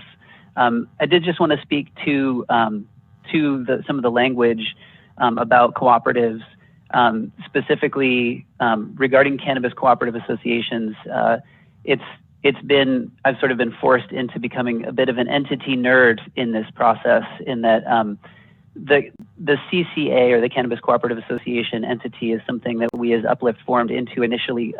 We thought it was going to be a good avenue for us to do our interest in being a cooperative. We found that the restrictions imposed by the state in that entity, and the lack of it being tried and true, actually ever, with no successful attempts of being a CCA, we realized it wasn't suitable for us, and we ended up changing our entity to being a cooperative, an agricultural cooperative, a nonprofit cooperative association. So I just wanted to point that out, that I think the intention of this is to provide this additional funding level to groups that are mutually beneficial groups, where the farmers themselves, there's more than one entity participating, and it's a group benefit. And I think we need to broaden some of the language there, because we really don't know how these things are actually playing out. And the CCA is a good example of that. And I think the Appalachians organizations is another one where we just don't exactly know which entities are going to be best played through by that. So opening that language so it's more general for groups of farms working together, mutually beneficial entities, would be great. Thank you. Thank you, Drew. Again, if people want to join discussion, you can press *9, and then I'll call on you and you press *6. So the next caller has the last 4 digits of 9493. 9493. Welcome. Hello, this is Dylan Mattole, and I'm calling from Honeydew. I'm the owner of Mattole Valley Sungrown, and also worked with Uplift Cooperative in its formation, and now am focused on an appellation project. And for that project, we've formed an entity. Well, we're in the process of forming an entity, not as a co-op, but as a mutual benefit nonprofit to support a great number of farmers in the Mattole region developing an appellation. And so I just also was looking for some clarity on the verbiage about who is qualified.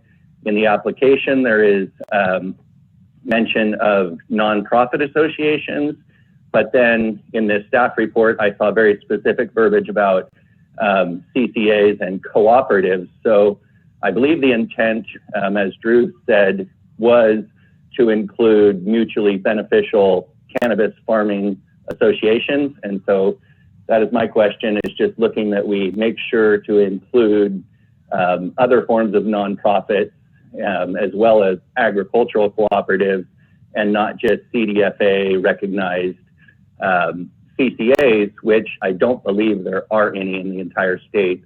That probably is changing, but currently I don't think there actually are any of those approved yet.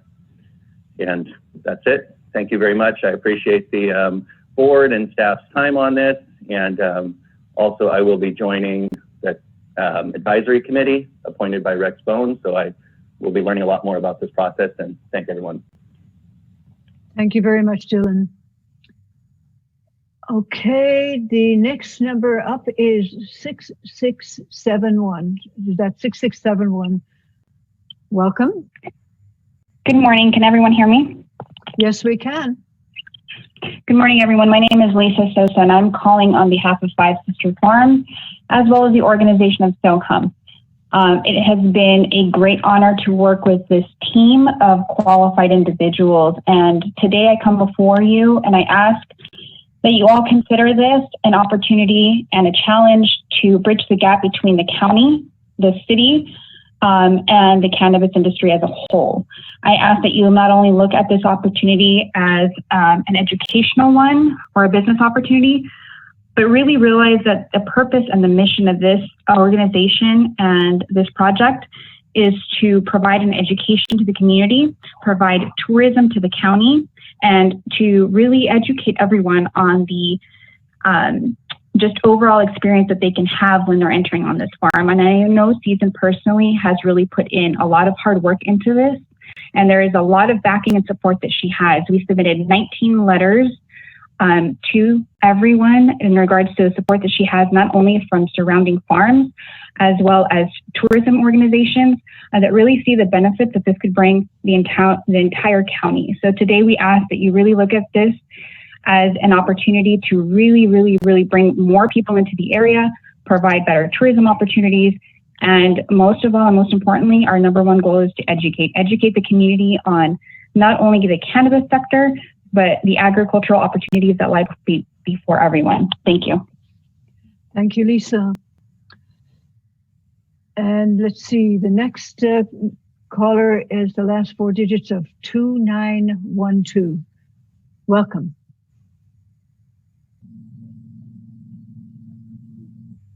Your last 4 digits, 2912, welcome. No, press *6. There you go. Welcome. Morning. My name is Ross Gordon. I'm Policy Director with Humboldt County Growers Alliance. First, just want to thank the board for making these resources available, and specifically making these resources available for cooperative projects, which I think are really essential as we move forward as a county and try to build the cannabis industry here. I just wanted to echo Dylan and Drew's comments on sort of an important technical point, which is who can qualify for these cooperative funds. the way that I see the staff report is worded right now is to define it fairly narrowly as cannabis cooperative associations. And cannabis cooperative associations, I think, are a well-intentioned business entity, but what we found is that there are significant barriers to using that as an organizational form. And as I think Dylan mentioned, there may not actually be any cannabis cooperative associations in the state because those associations are subject to restrictions which other forms of cooperatives or nonprofits aren't subject to, and it's made it impractical as an organizing form we found among cannabis farmers. So I think expanding that definition of cannabis cooperative associations to also include, I think, agricultural co-ops is really important, which is, a similar cooperative structure, just somewhat differently organized, but still a cooperative structure. And also, as was mentioned, nonprofit mutual benefit corporations, which I think is at an early stage what folks are finding is most important or a useful way to organize around appellations. So I think, if we want to make sure we support cooperative projects, we want to make sure to support cooperative projects that are going to be successful. And we just think it's important that the county make sure that the funding is available to those entities that are best going to be able to move forward in a cooperative way. Thank you. Thank you, Ross. I don't believe that there are any other speakers, but I will just put out the call again. If you do wish to speak and you haven't spoken already, you can press *9 and you will be put in the queue. Okay, we have one more. We have a few more. 5602. If you would press *6, you can join us.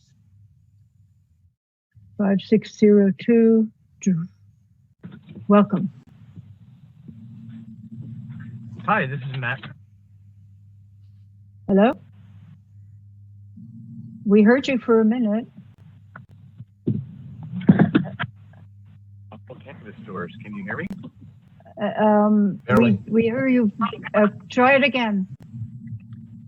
Try again, please. Oh, hi, this is Matt Kurtz from Humboldt Cannabis Stores. Can you hear me? There you go. Yes, now we can hear you, Matt. Oh, thank you so much. Well, I'm just calling to support the approval of the grant project.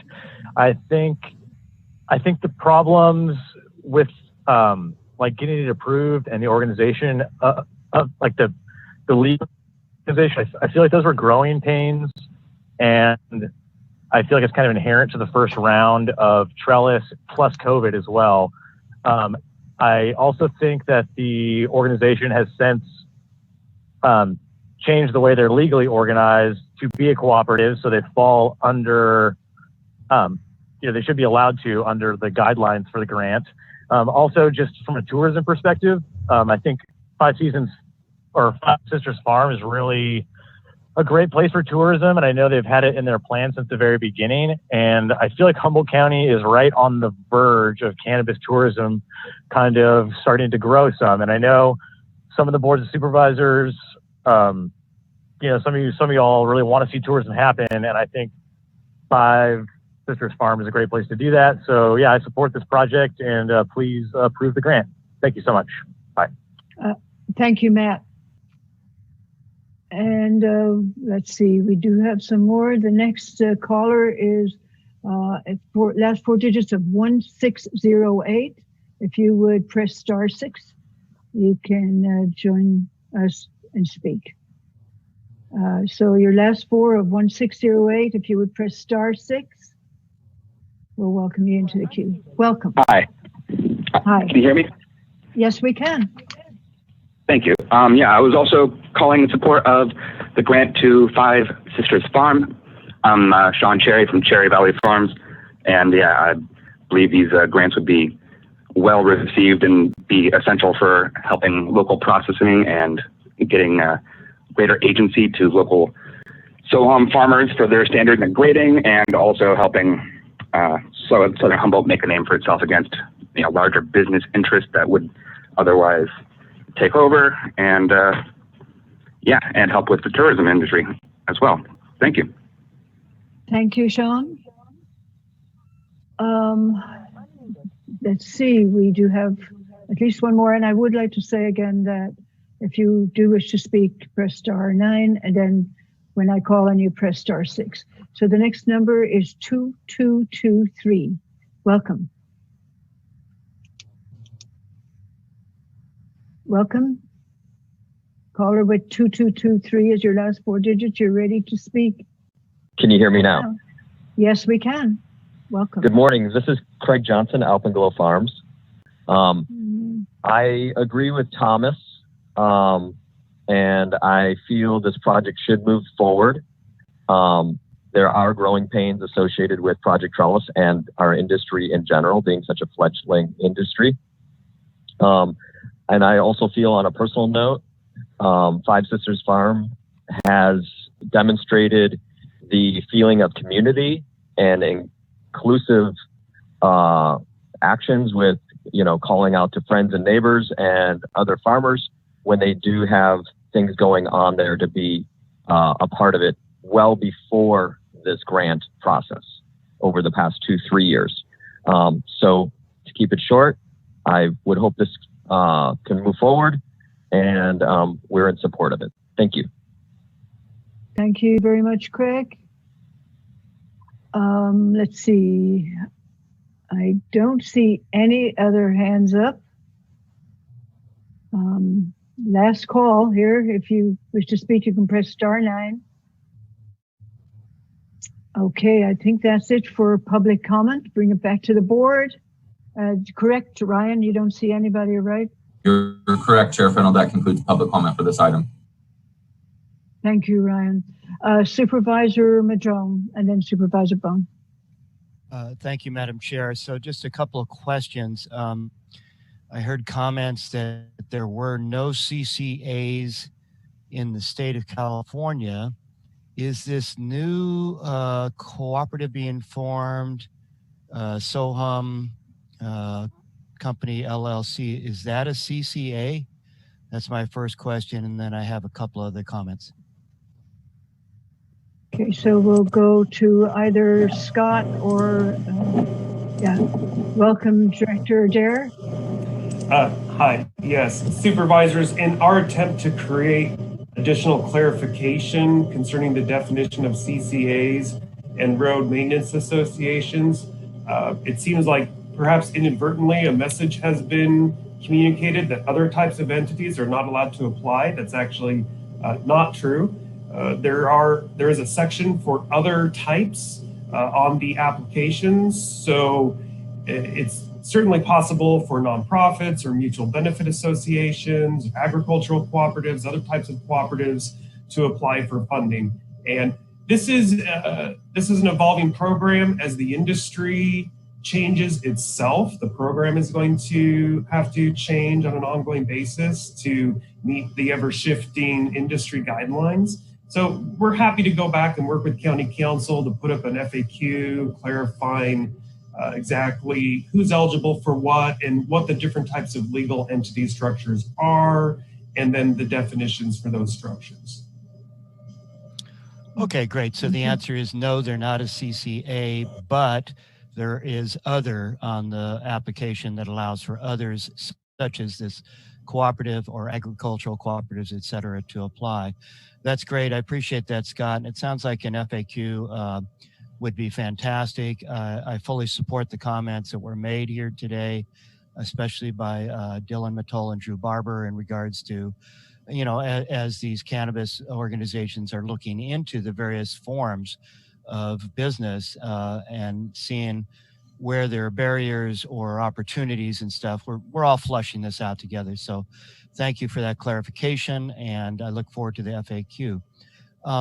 I did have one other comment I might like to share about road maintenance associations. This seems like an appropriate place to do that. There is a number of items listed as required documentation to qualify under that one. And one of those is sub-item 3, a copy of a professional private road evaluation. And I just want to say, having worked with road associations for over 40 years, that I think we all have an interest in trying to help clean up these roads out there in our rural areas that have so many erosion problems and sediment problems into our streams, affecting salmon habitat and our environment. And I know that's the primary goal, is to try and affect some better road maintenance on these systems. And I applaud that. I will say that, the first steps with any of this is forming that association. Some of them were required to form as part of a subdivision, or even if a patent parcel subdivision was being done. In some cases, not all, the new owners of those properties were required to sign a notarized agreement of forming a road association. But I can tell you that, you know, the majority of road associations in Humboldt are dysfunctional. They're not organized. People are not paying dues. They were set up when the sales happened, but there's no follow-up by the county or anybody to make sure that these things are actually happening.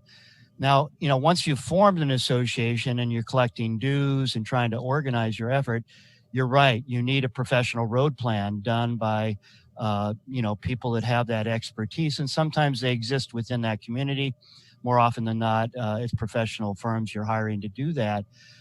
Once you have that assessment done, then you have opportunity to apply for grant funds to the Department of Fish and Wildlife, the Water Board, and many other entities to help with this road upgrades, road maintenance, dealing with erosion and sediment stuff.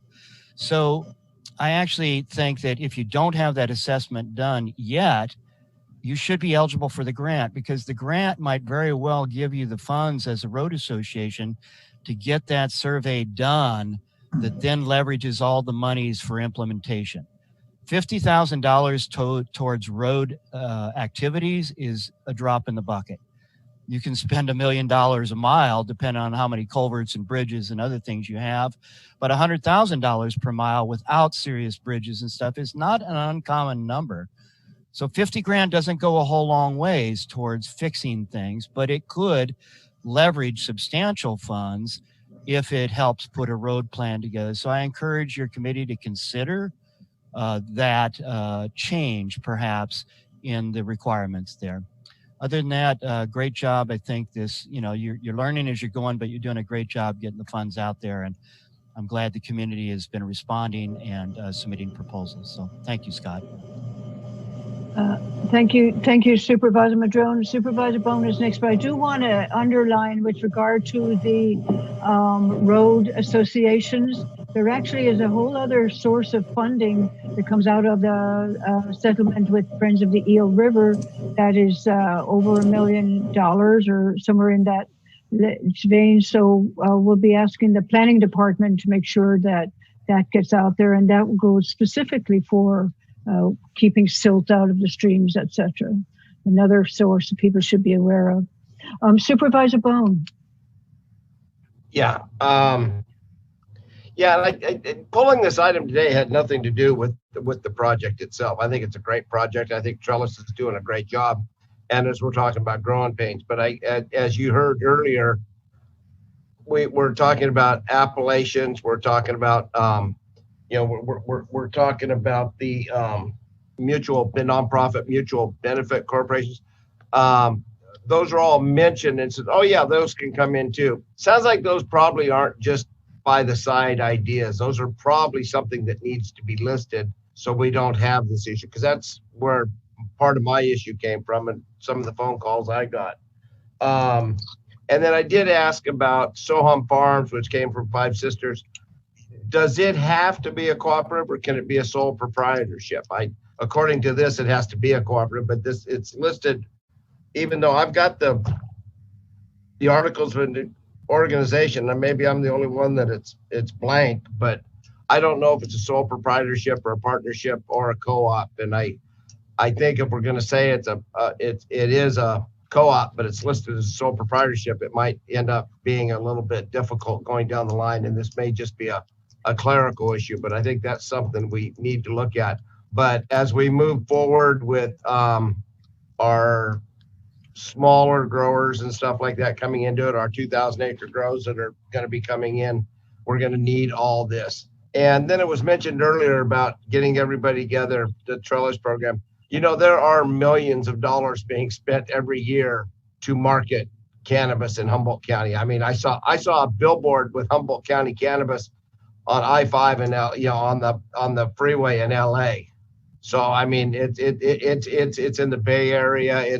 We're advertising Humboldt because the guys are, a lot of these people are proud of their brand and they're trying to keep the brand, but they're also trying to do their individual brand too. So we're getting marketed, Is it coordinated amongst one segment? No, it's not. But I think the Humboldt name is predominant with all that marketing because of what we have. So I still think that's still going to be 8 years later. I still think that's probably going to be a driving force. But there is millions being spent. It's just not a coordinated. Some of it's coordinated. Some of it's just individual growers marketing their individual products. So any news is good news.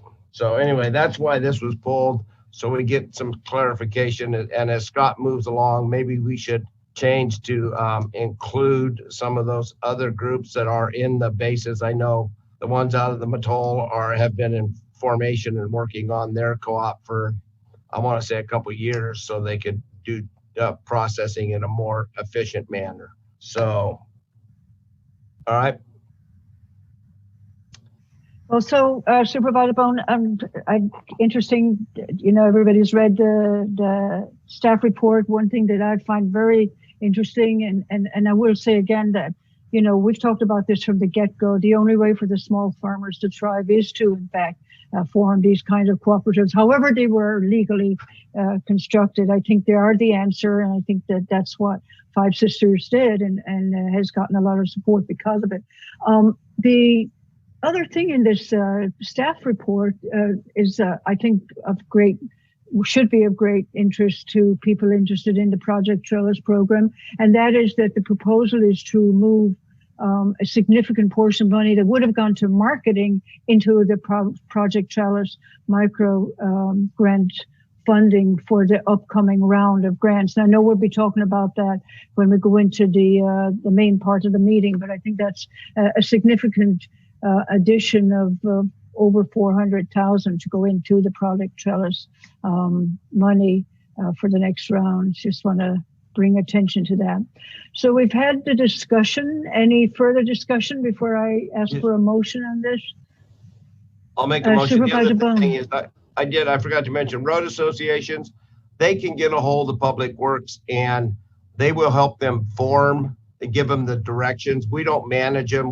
They are privately funded. They are privately managed. And they look to people with 40 years of organizational skills with roads like Steve to kind of keep them all in line and to organize them. So but that's, after that, the county doesn't have anything to do with managing and how they manage their road associations. We do let them, we give them the forms and everything else, but that's pretty much the end of our involvement, I think, in maybe 40 years. Steve maybe has a better idea, but I don't think the county, because I've had a couple occasions where they've been private roads and we don't do much with them. So, but I think you can get a hold of Public Works to get that road association formed properly so you can be available for these funds. And with that, I'll make a motion to accept staff's recommendation with more clarification on who is available for these funds to add these other entities that we talked about that are acceptable. That makes sense?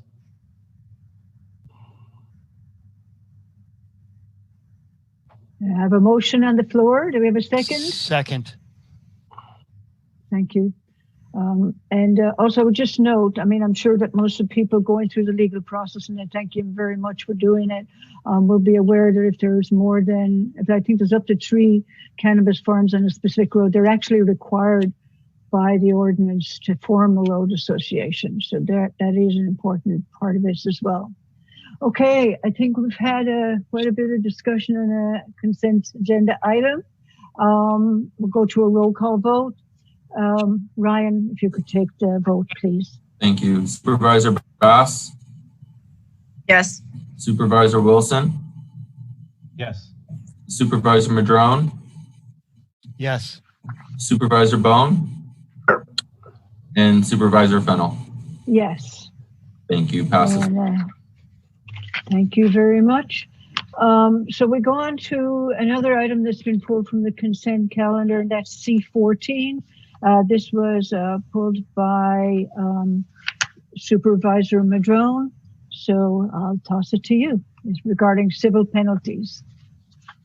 Thank you, Madam Chair. Yeah, I just thought it'd be good to have a discussion about where these things are going, kind of the bigger picture, the trajectory of how we think this stuff's going to work out. Basically we have these situations where folks have various code violations, processes are completed to try and ask them to abate and clean up. I believe the staff do a great job of trying their best to get people to comply.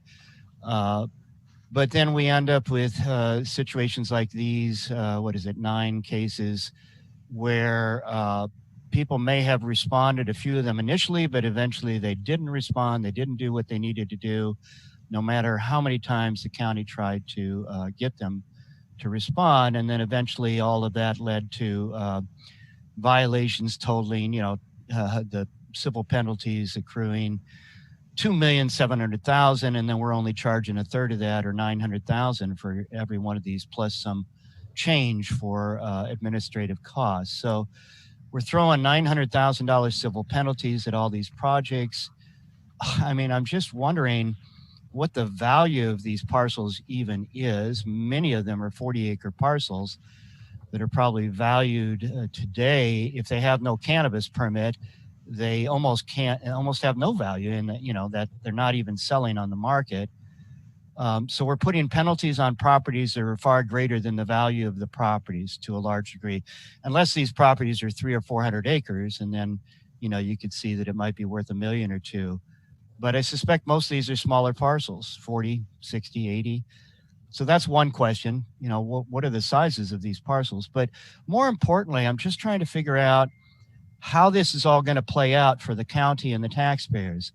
So $900,000 penalties for a parcel that's worth $200,000, $300,000. They haven't been responsive to date, so clearly they're not going to pay these fines. They're going to walk away from it. And as I understand the process, then we put a lien on it. If they're not paying these fines, they're not going to be paying the property taxes. They already walked away. They walked away from the environmental damage that has occurred from illegal structures, and now from the fines, and then also most likely from property taxes. So what is it, after 3 to 5 years, somewhere in there, the county can foreclose or whatever, take the property and put it up for auction. And it talks about that in the staff report, whereby, the foreclosure would happen and the property would be sold. So how do we sell property that has environmental damage and abatement and that we have knowledge of, because in the real estate process, one has to fairly disclose things like this. And I'm just wondering, number one, what kind of sizes of parcels are we talking about? And then how many years is it before the foreclosure happens due to failure to pay property taxes or these liens? And then what? Can these actually go on the auction block, or do we have to clean them up first and deal with all the known environmental damage before we actually put them on the market?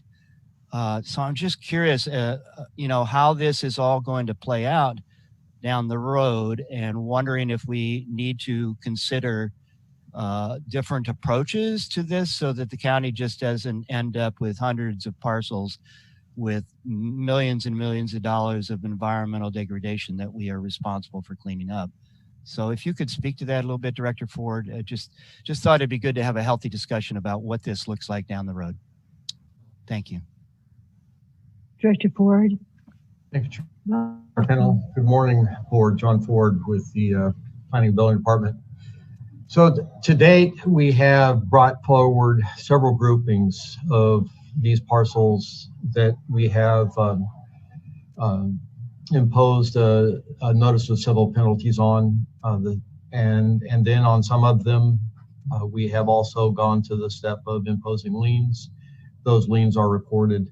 We have not taken the step yet of foreclosing on the properties or selling the properties. Those are future options. As I think our first priority would be, always has been, to take this process a little bit slow and see if the property owners are willing to come in and want to salvage what they can out of the property. Obviously, there will be fines and penalties to be imposed, but it is possible that we could do something other than the $900,000 if it means that the property owner would clean up the violation and resolve that. That is our hope in these cases.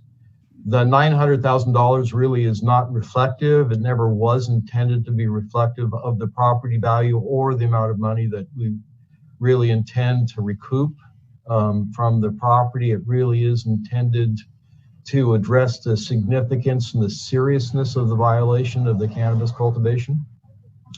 And depending on, as you saw, one of them was a fairly large amount of cultivation going on in that property. Most of the properties are not of the 100 plus acres. Most of them are less than 100 acres, typically in the 40 acres, some are smaller. So moving forward, if we're unable to work with the property owner to get a resolution, to work out a compliance agreement or an action plan to clean the properties up, then the next step would be to foreclose after the lien is imposed. And then before we could sell the properties realistically, we probably would need to clean them up. That's going to need to be assessed on a case-by-case basis. But some of these do have significant grading issues. Some of them have structural issues. Some of them have just messes out there that would need to be cleaned up before they would be offered for sale.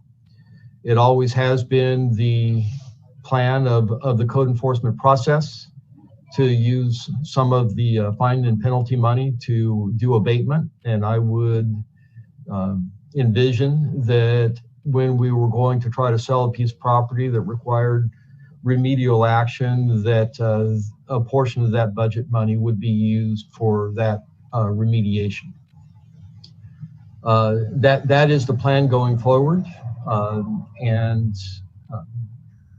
I'd be happy to answer any questions that you might have.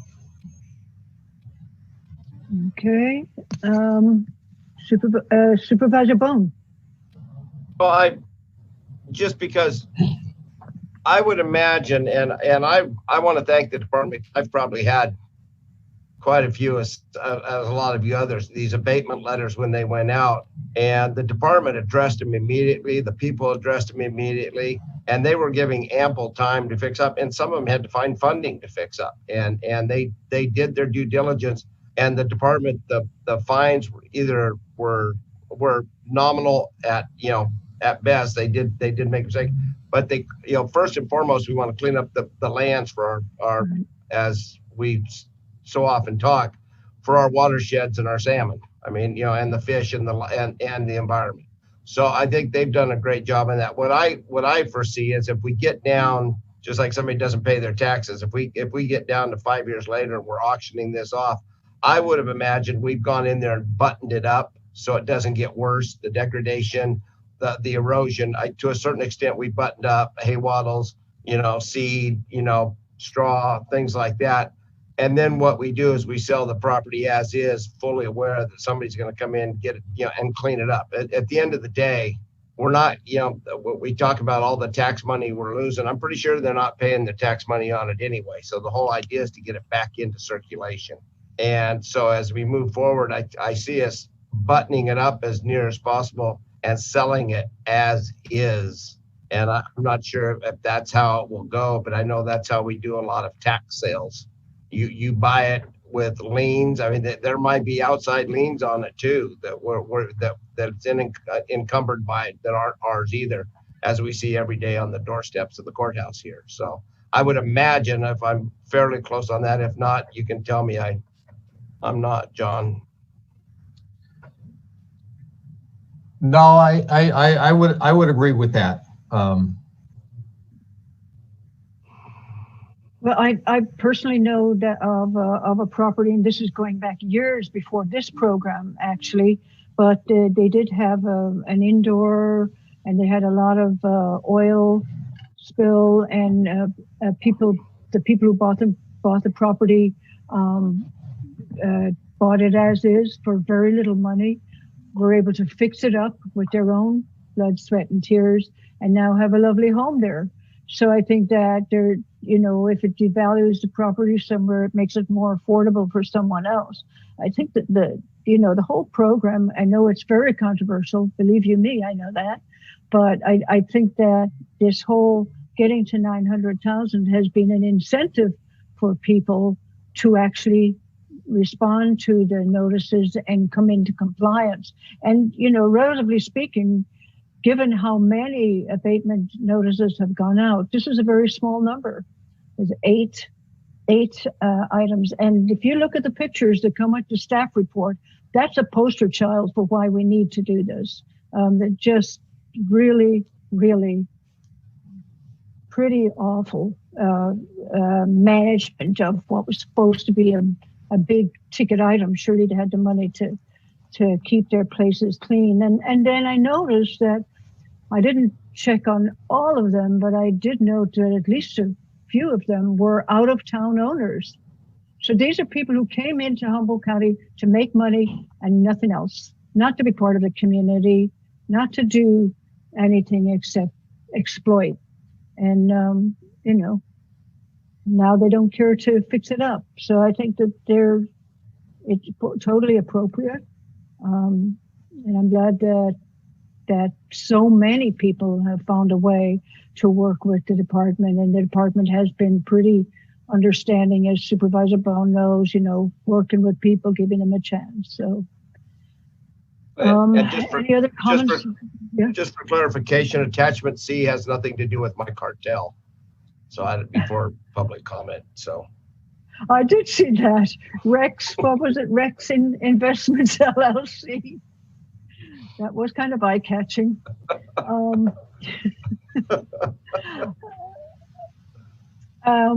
Any comments, Supervisor Wilson? Yeah, I mean, we are trending in that direction for sure, where some of these properties will just not be developable either for cannabis or really even homestead. There's a lot of places that just don't have that capacity.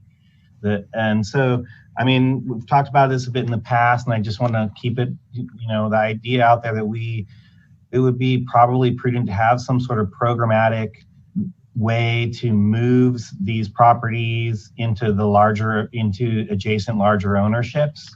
And that, some of the parcelization, it's just not sustainable. I mean, that's what we're seeing. They aren't sustainable for living. They aren't sustainable for generating income, especially if you can't be part of the cannabis market. I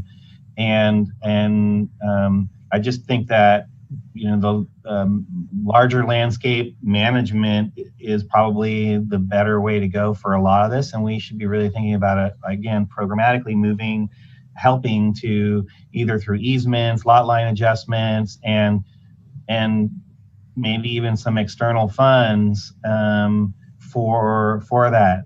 Because we see that, we try and preserve larger landscapes through our our different foundations or our different programs, or the land trusts and those sorts of things. And so those are kind of preserving, and then maybe we should be looking at some expansion of that through this type of movement. So I'm just kind of keeping it. I know we've got a lot on our plates currently. I just want to make sure that we're still thinking about that it's not just the 40 acres can only be a homestead, because in some spots it's just probably not doable. Either you can't get a road in legally, or it's just like the slopes or whatever it may be. Some of these are just not going to be attainable, or they're just far enough out where people just can't make a living without doing cannabis. And if you can't do cannabis, what are you going to do? So I just want to add that as an option for the future. So actually, doesn't that happen with sales for tax lien? Sometimes at the next door, the contiguous parcels have almost like got a right of first refusal or something in a bidding process. I don't know.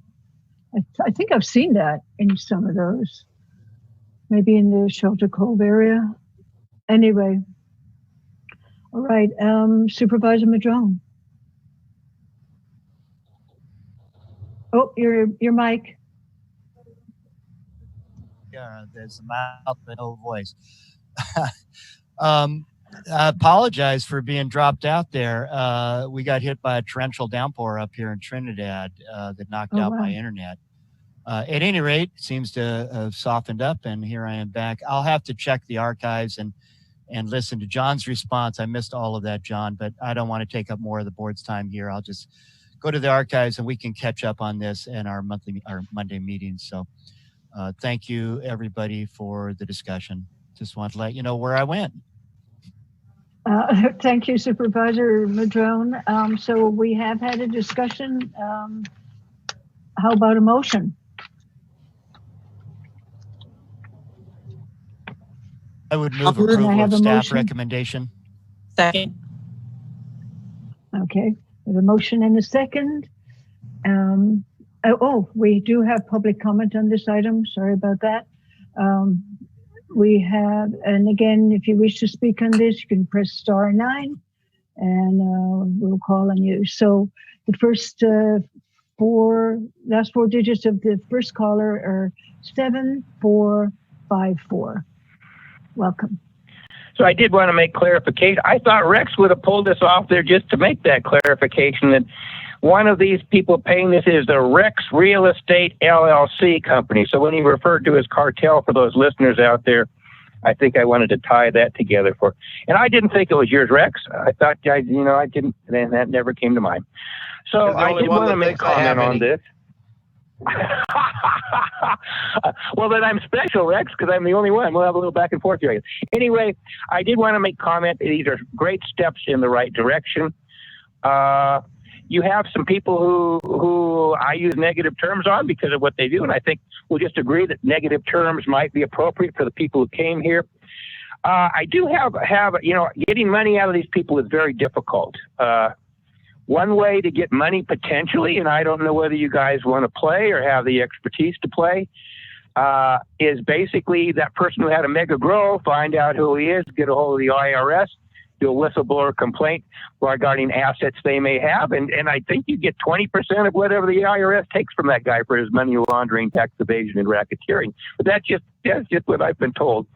I do think that you may wish to, and I don't know if John Bartholomew is listening to this, but may wish to get some clarification at this time or sometime in the future as far as the process of what happens after you lien these. I think it is correct. It goes through a 5-year process or something before it goes up for tax sale, and those are as is. I've been involved in those before. And I did pull all these AP numbers, and it began the tracking process. And of course, as is fine. Everybody gets a chance to bid on them. Everybody gets a chance to assess them. But when you pull these off, you may wish to not bundle these in with your other tax sales, insofar it's going to take quite a large assessment for someone to go ahead and bid on these. And it would be nice if you had estimates attached to those as far as what the remediation and bringing back up to standard would be. Otherwise, you're going to get a $10,000 bid out of me at the max on any of them if I haven't had time to go ahead and have access to assessments or do an EWAG on those. So you may want to check on your exit strategy on these, but I strongly support. I'm guessing there's probably a significant number that will also be coming forward. I support you doing so and sending a message to these people. Thank you for my opportunity to speak. Thank you, Ken. Let's see, we have another caller, 3053. If you press *6, please. Welcome. Hello, Thomas Mulder again. I was not going to comment on this until the anti-sprawl comments came about. I think a lot of these properties, if you could get families to move in there. They can get them at a nice discounted price, move in there, remediate the property, live on the property, raise a family. Through the AUD policy, they could build a second home and have their kids, have their grandkids on that property and go back to what Humboldt was built about. Also, I heard something about a couple 100-acre parcel. That might be a great parcel for the right developer to come in there, clean that property up, and make, 240 acres, make 6 really nice homesteads through a JTMP. So let's promote smart development. Let's promote rural living. Let's promote people's right to free, clean air in Humboldt County. And let's promote people's right to be able to raise a family and become critical thinkers. I think one thing that budget, maybe 5 to 10% of the abatement money that you do bring in, so that way the county can clean up whatever immediate environmental disasters are there, you know, as Rex said with straw wattle and stuff like that. But don't take people's right away to rural living. Thank you for the opportunity to speak. Thank you, Thomas. And we have another caller here with the last 4 digits of 2223. Welcome. Good morning. Can you hear me? Yes, we can. Good morning. This is Craig Johnson, Help and Glow Farms. And I also wasn't going to comment on this, but it really perked my interest. I really liked one of the solutions that Supervisor Wilson brought forth, and that was being able to take some of these smaller parcels that really don't make sense for a living or business purpose because of the topography. For example, Alpenglow Farms is 3 smaller parcels. Because of that, we have to hold 4 licenses, and just crossing one side of the driveway with a plant turns into this whole problem. Now, I'm kind of going down the wormhole of some other issues with regulations, but if we were able to change some property lines, maybe merge some of these parcels together, and not have all these other implications of putting the brakes on every single permit we're applying for, this could be a really good solution for some of these properties. And I also agree with Thomas Molliner's views on his last comment, and I think Thomas should run for supervisor next round. Thank you very much. Thank you, Craig. And let's see, we have, I don't believe we have any other callers, Ryan, right? Correct, Chair Fennell. That concludes public comment. Thank you. Bring it back to the board. And we did have a motion on this one. So without any further discussion, let's go to a roll call. Thank you, Chair Fennell. Supervisor Madrone? Yes. Supervisor Bohn? Supervisor Bass? Yes. Supervisor Wilson? Yes. And Supervisor Fennell? Yes. Thank you. Passes 5-0. Great. Thank you very much. That brings us to public comment on non-agenda items. Do we have any public comment on non-agenda items? Again, if you wish to speak on non-agenda items, please press *9. Be welcomed into the queue, and then press *6 when your last 4 digits are called out. And we have a very familiar number here again, 7454. Welcome. I agree with that last speaker. I think, Thomas, I'd like to nominate you to run for supervisor. I think you'd be a great one. That's just my perception of what's going on. I did want to comment, a general comment on something that will be addressed a little bit later, is when you belong to these organizations that need to have certain rosters filled, especially in the even number of years, it sure would be nice if you asked those people to fill those rosters sometime after January 20th or thereabouts. The reason being is that you never know for sure, or sometimes you don't know for sure, who's going to be available for those positions, and it sure would be nice if everybody could have a chance of those, whether you have someone who's still in the seat or someone who's new in the seat. But it kind of right now, especially under circumstances we're in, leaves a kind of a void in that. I did want to make a little bit of mention. I have my contest still going on for who's the biggest bleep of the year. And right now, Mother Nature and I are kind of vetting environmental groups. And instantly, I've thrown out such groups because they're great groups, environmental groups. They're not faux environmentalists or phony environmental groups, such as our local Audubon and Audubon, I've basically, Larry Glass has the NEC, which does an excellent job as far as representing our environment. We have the Syria clubs. There's a whole bunch of them out there. But there's one which I'm not going to mention right now. I will mention later. And it's so far as hands down what I refer to as a faux environmental group. And of course, I've apologized to, it was a wonderful group when Robert Sutherland was running it. But when you find a group that really doesn't have the heart of the environment and is more inclined to line their pockets of this, that, and the other, it's really irritating to me. So that'll be coming forward as another topic at another time. Mexico is doing a wonderful job. I was going to read you a little something here, and I can tell you why Mexico is going to kick our ass. And I'll sum it up in case I get out of time here.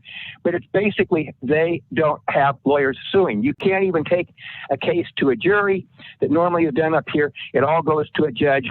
And so therefore, health insurance is probably 10 to 15 cents on the dollar. Prescriptions are the same. Health coverage is great. You have a very functional country. So I guess their lawyers basically just set up corporations and do property deals and things of that nature in the States. No lawsuits. What's our problem here? Now you know. Thank you for my opportunity to speak today. Thank you, Ken. The next caller is 3053. Welcome. Good morning, Thomas Mulder. I just want to clarify, you can hear me? Yes, we can, Thomas. Hello. So, congratulate the county on the TSAC award. I'll throw out an idea for you for next year's awards. Set up banking. You guys handle our dirty cannabis money, as banks call it. You know, those of us that have gone forward and got licensing and stuff like that, we're on federal and state watch lists, constantly fighting for our bank accounts to stay open or not get closed down or whatever, even if you have the appropriate documentation. So why don't you offer us free banking, since you're willing to take our cannabis money through Measure S taxes, so you can be co-conspirators in distribution of a controlled substance, as some of these state agencies are coming down on the banks lately about.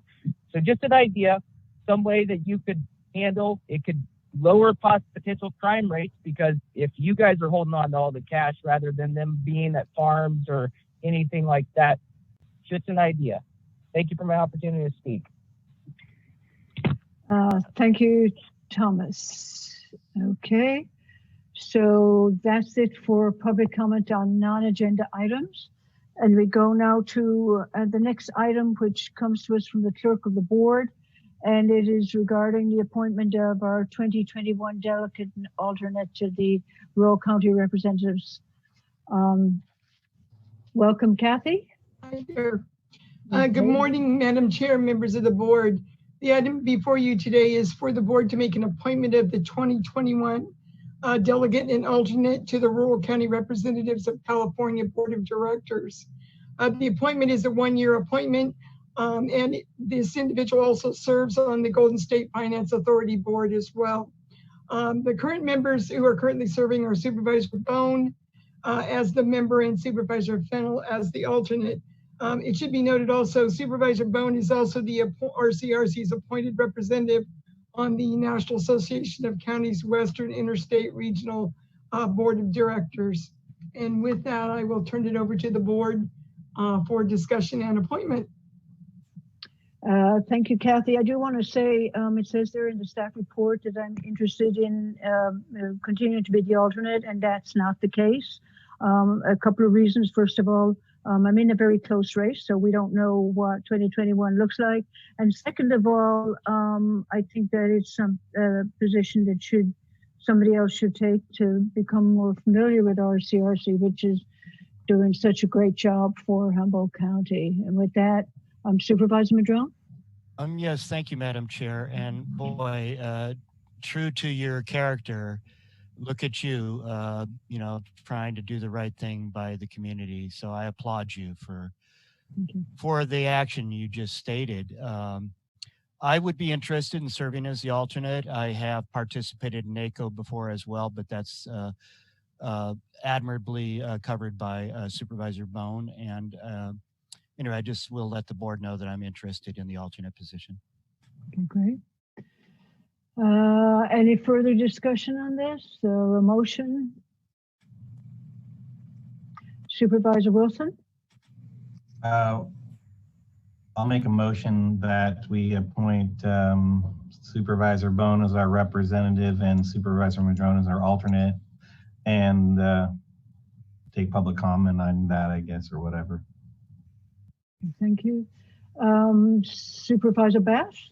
Madam Chair, yeah, before you go into this, it's like, I've had conversation with some of the RCRC folks, you know, because, well, we communicate a lot, and I know there'd been, I kind of had some conversation that it might make sense, you know, Supervisor Bohn is my alternate, I could be his alternate. We seem to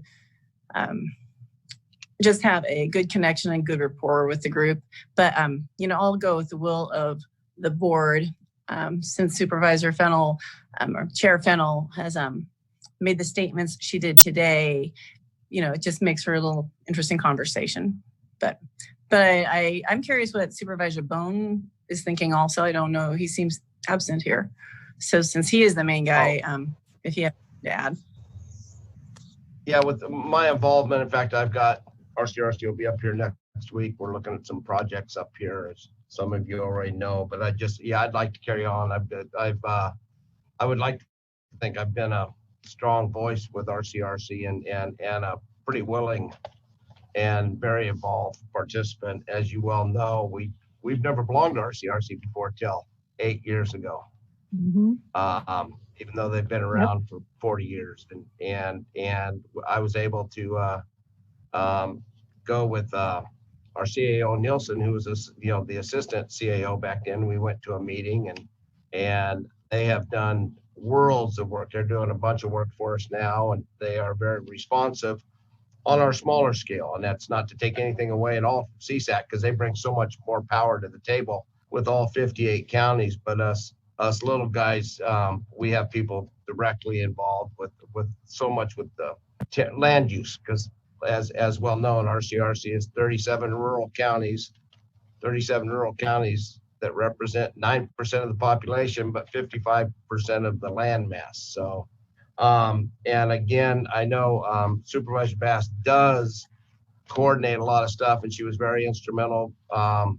We tagged on our president, our chairmanship of RCRC and CSAC. So I would love to have her be my alternate, but because she's got so many connections, and I appreciate Supervisor Madrone stepping up also. But so I do appreciate being the member though, and I will represent us very well as I have for the last 8 years. And RCRC has a lot of long-term members that do this. So. I have a question. Supervisor Bass? Yeah, and actually I'd say, truth be told, I doubt Supervisor Bohn will miss any meetings, quite frankly. You know, I'm not sure how often the alternate was actually brought into action in the past many years. So I'm kind of thinking not a whole lot. So I think whoever the alternate is will not necessarily have to be expecting to be filling in a lot, knowing Supervisor Bohn. That's for sure. We do have a motion and a second. Any further discussion before I go to public comment? Oh, Ryan? Chair Fennell, we have a motion, but we do not have a second.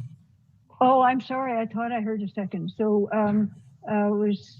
so we don't have a motion and a second. Okay, well. I would second the motion. Okay, we have a motion and a second now.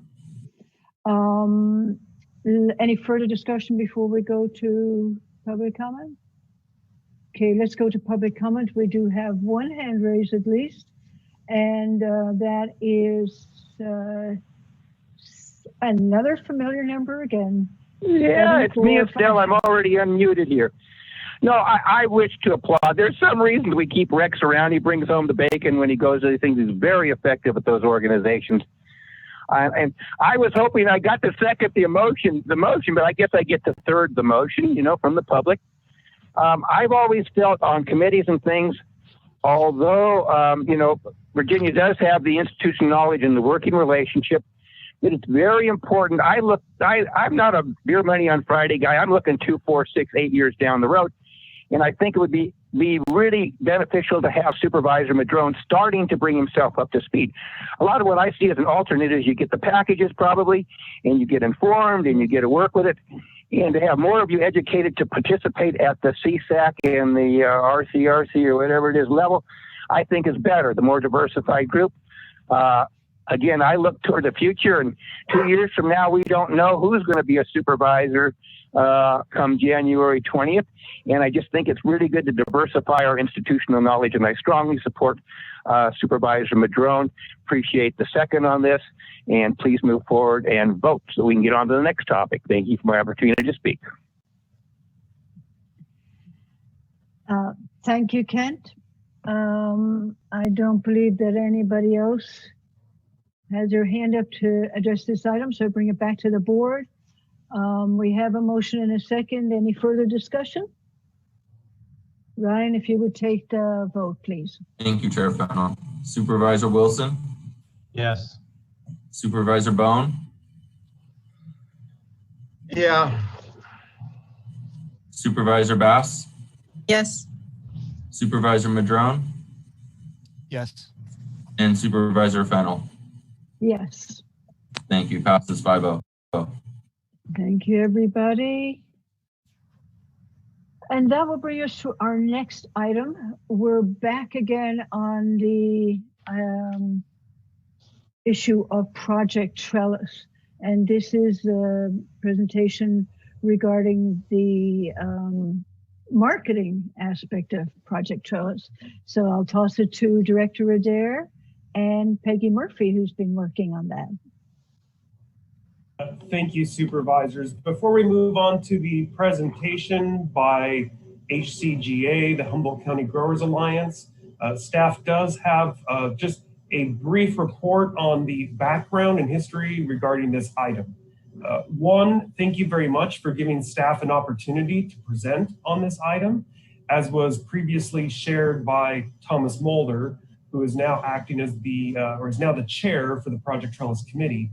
COVID-19 and the temporary reassignment of economic development staff to the Emergency Operations Center resulted in a significant, although fortunately temporary, setback for some of the county's Trellis-related initiatives, which is why it is with great excitement and enthusiasm that we finally bring this item before your board. This particular agenda item and staff report concerns the marketing initiative, or the marketing component to Project Trellis. On March 12th of 2019, your board adopted the framework for Project Trellis, which included a marketing program. It's important to understand that the tobacco industry combined spends a cumulative of over $600 million a year in marketing. And with the nationalization and decriminalization of cannabis on the horizon, other communities such as Denver, Colorado, and others who are nearly in our backyard will begin to aggressively market their cannabis products. That's why the marketing initiative of Project Trellis was created, in part to anticipate that this shift in nationalization was going to occur, and to help Humboldt County to protect its cannabis brand and to protect its market share in the cannabis industry, especially for a product that generates so much tax revenue for the county. That said, pre-COVID, things were moving along swimmingly. And in September of 19, staff released an RFP for the collection of marketing proposals. Over 28 submissions were received. Of those, many were of extreme, utmost high and professional quality. Again, however, with Trellis being so new as it was last year at the time, we were learning to fly as we were building the plane, and staff, as well as the ad hoc marketing review committee, determined throughout the RFP process and after reviewing proposals that the scope of services for that RFP needed some additional clarification, and that the RFP needed some additional structure. The best metaphor that I can share with you that actually came from a member of the Ad Hoc Marketing Review Committee, which is now held in suspension, was that we had asked contractors essentially for proposals to build a house without providing architectural renderings to those contractors.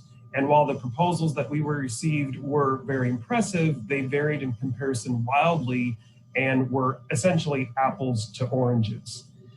Also, as we were going through the process, most of the respondents and the bidders who had made it to that round or that phase of the RFP process were external to Humboldt County and were rooted in organizations which were based out of the area. And had it stayed on its previous path, the marketing initiative was shaping up to be a staff-run program in collaboration with an out-of-area powerhouse marketing company, which was contrary to the intent of the spirit of the program, which was intended to be stakeholder-driven, and contrary to what staff was hearing from the cannabis community regarding what the oversight and administration of a county-wide comprehensive cannabis marketing program should be. So that said, staff paused the process. We pumped the brakes and decided to take a look at the program a little more closely. And we borrowed from a successful process related to the Project Trellis Equity Program, which brought in $3.7 million in state equity funding and had a marketing assessment commissioned similar to the equity assessment that we had commissioned to help inform and guide our equity program. Staff contracted with HCGA, who had not participated or submitted under that marketing RFP process, to perform this marketing assessment for us. It took quite some time. They were very detailed and thorough, provided an over 80-page detailed analysis with 8 findings and 30 recommendations. And then we took that process and shared it with the community and solicited feedback from the community to help inform and guide our report before bringing it before your board. What I'd like to do before we turn it over to HCGA is just very briefly allow Peggy Murphy, our new economic development specialist, and also who is providing oversight and supervision over some of the Project Trellis programs, to just educate your board and share a bit on the steps that staff undertook to solicit community feedback.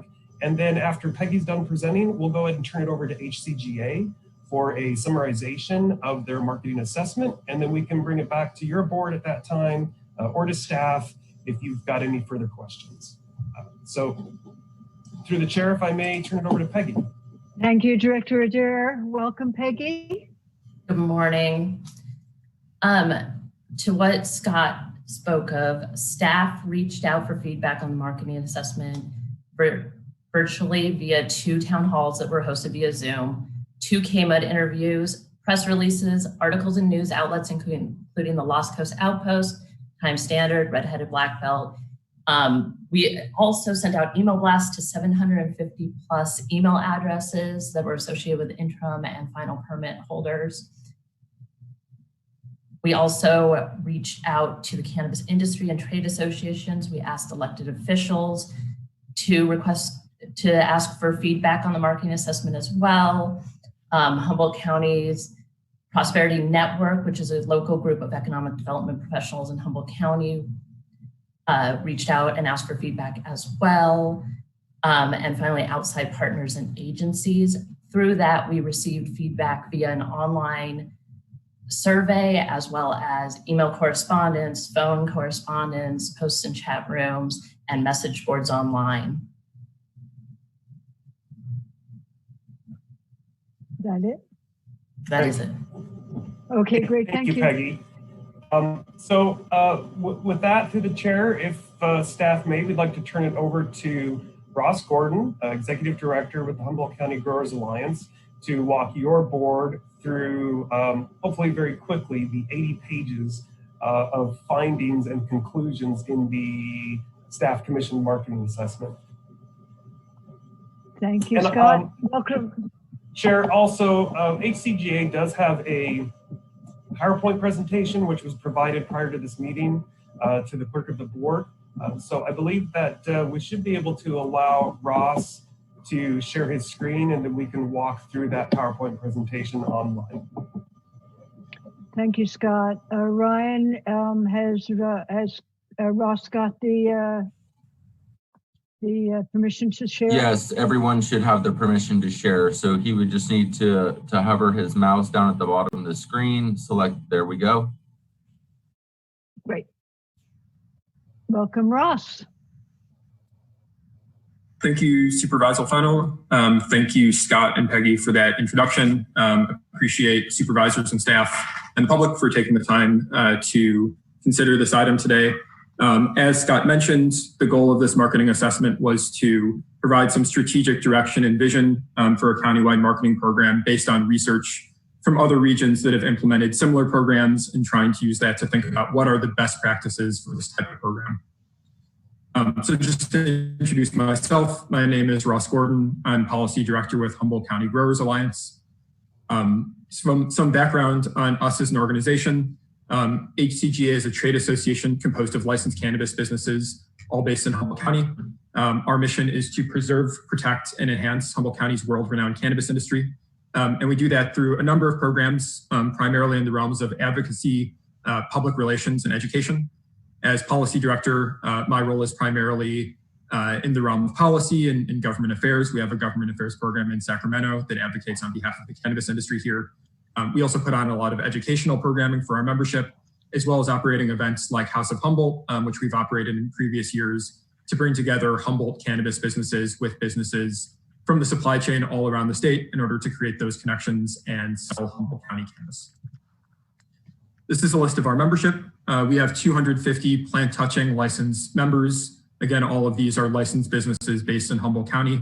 Our members are from all across the supply chain.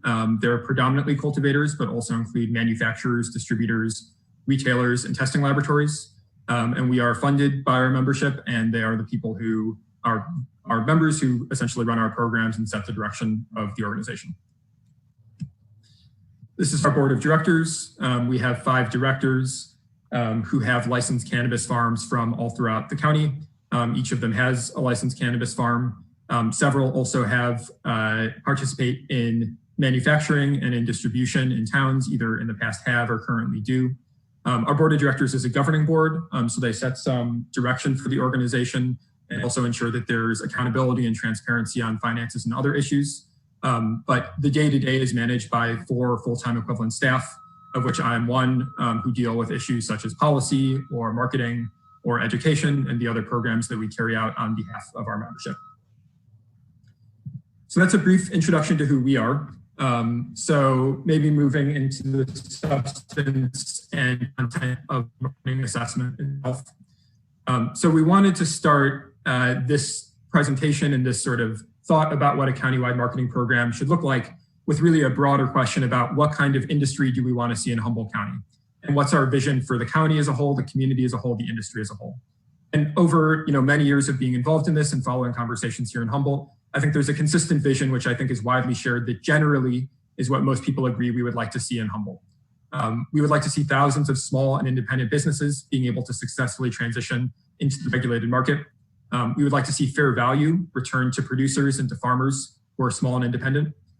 We'd like to see production that is incentivized to be environmentally sustainable and regenerative, and that those license holders are also embedded in their communities and contribute to their communities.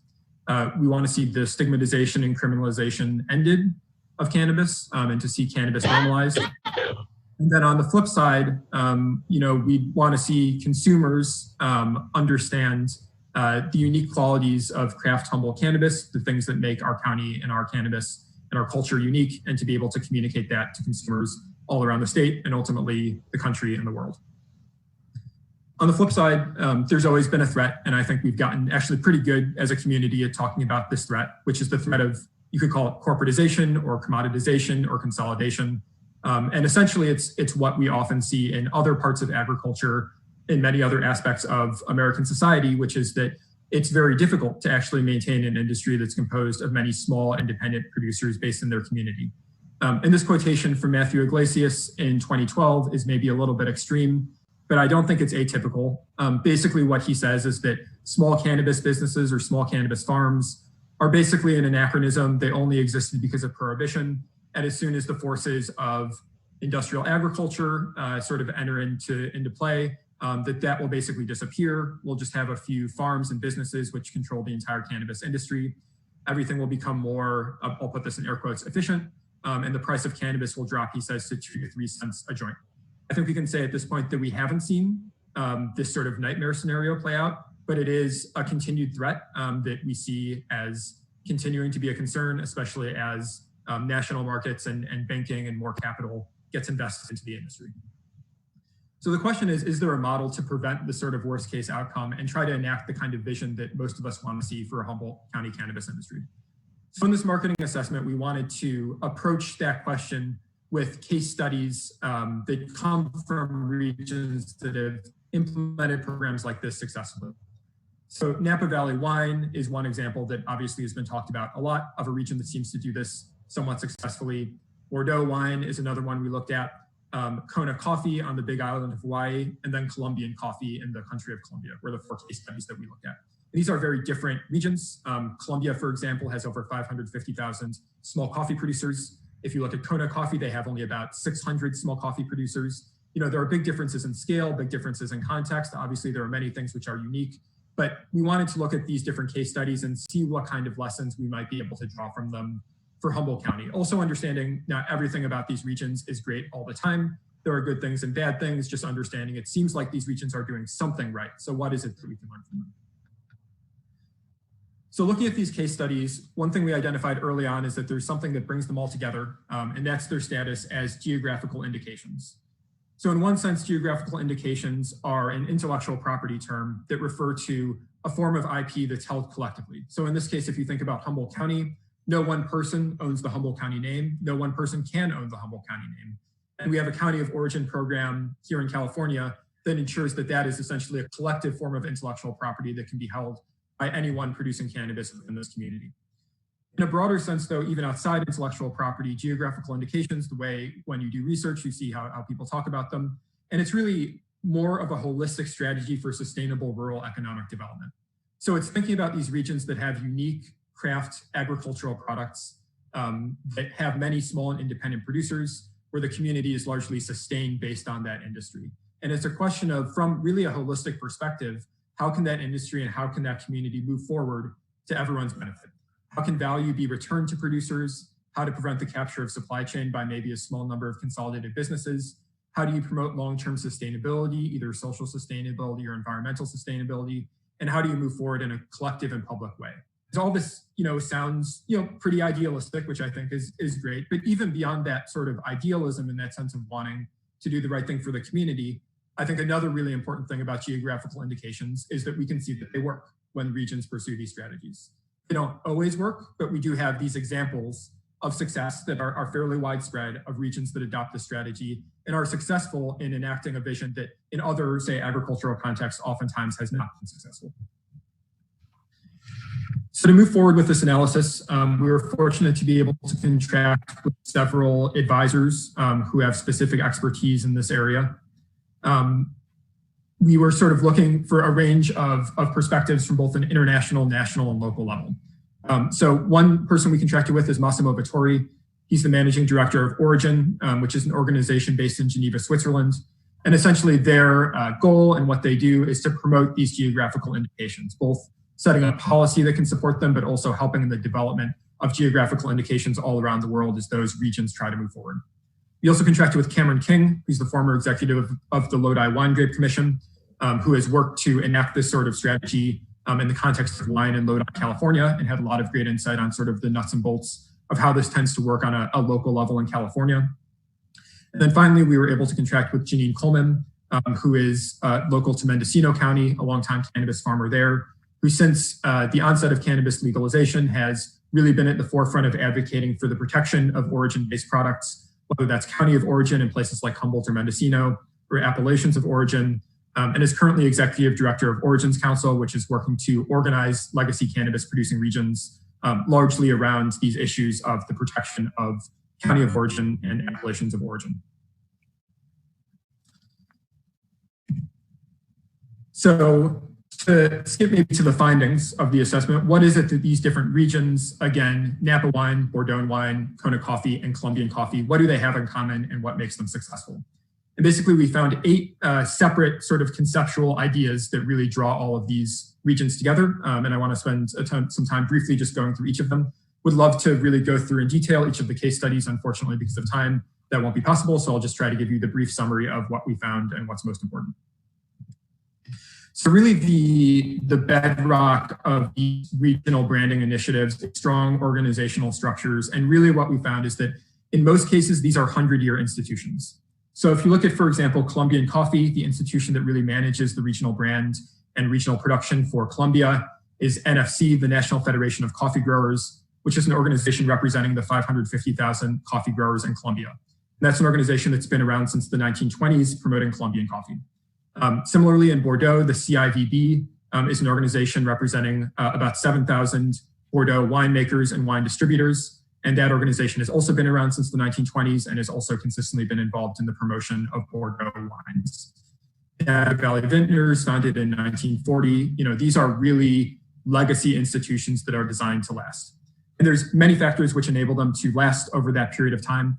But just to sort of draw out 2 specific ones, which I think are important, the fact that they're representative institutions, which I'll talk about more in a moment, they're representative of the stakeholders, the industry that they're seeking to promote, and then that they're partnered and that they cooperate with government oftentimes, but also other sectors of the community, and they're able to build that broad-based coordination that enables them to be resilient and robust over time. The second really important organizational principle we found for these regions and institutions is equitable participation. And I think if there's one thing that I would want to emphasize as part of this presentation, this would be what it is. And I think this was the most common comment that was received when, during the public comment period on this assessment. And is the thing that at least I personally hear most often, and I think is also of critical and central importance, which is the question of who controls decision-making and who makes decisions about what a regional marketing strategy looks like. So you could easily imagine a regional marketing strategy that, for example, promotes large farmers over small farmers, that promotes distributors over farmers, that promotes one region over another region, that promotes farmers with a brand over farmers who don't have a brand, or vice versa. I mean, any of those could be reversed as well. But there are difficult decisions to be made about what types of marketing decisions and what type of message and what type of projects you're implementing. And if there's not continuous and ongoing control and involvement of the people who are affected, which in this case is the farmers who are paying the Measure S tax to fund this countywide marketing program, and you run into a lot of different problems. And I'll say the most common problem that geographical indications face in our research is captured by a small number of consolidated, most often the word used is elites. Basically 1 or 2 companies come to control the countywide marketing initiative or the region-wide marketing initiative, and that value, which ideally would be returned equitably to producers, ends up being returned only to a few individual people. So the question is, how do you create equitable structures which enable that form of continuous representation and decision-making? There's a lot to be said about this. Some regions have elections. One idea that I think is really important and central to many regions is the idea of multi-tiered organizations. So you have these organizations in many cases, like, for example, the CIVB in Bordeaux, which are sort of responsible for shepherding that initiative for the entirety of the Bordeaux region. But then on the other hand, the CIVB will cooperate with about 35, they're called syndicats, which are sub-regional organizations that consist only of farmers, which are a little bit closer to the ground and can represent maybe some of the different and varying interests throughout Bordeaux.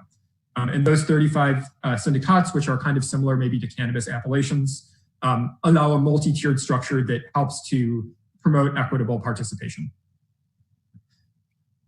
So I think those first 2, strong organizational structures and equitable participation, are really the bedrock from a structural perspective of what makes these regions successful.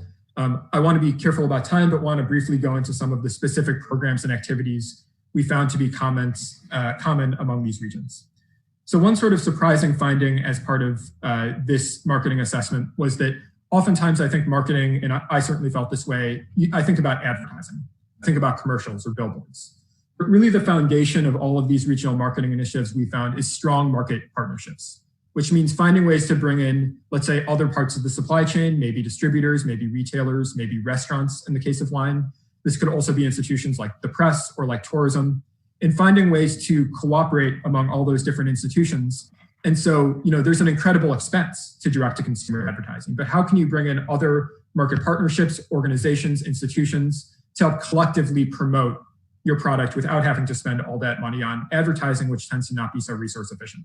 So to maybe give one example of this that I think is a really good example, both Bordeaux and Napa carry out wine auctions, and it's sort of central to their marketing initiatives as a region, where they'll take really high quality wines in that region and they'll auction them off to buyers, whether that's distributors or retailers or maybe individuals.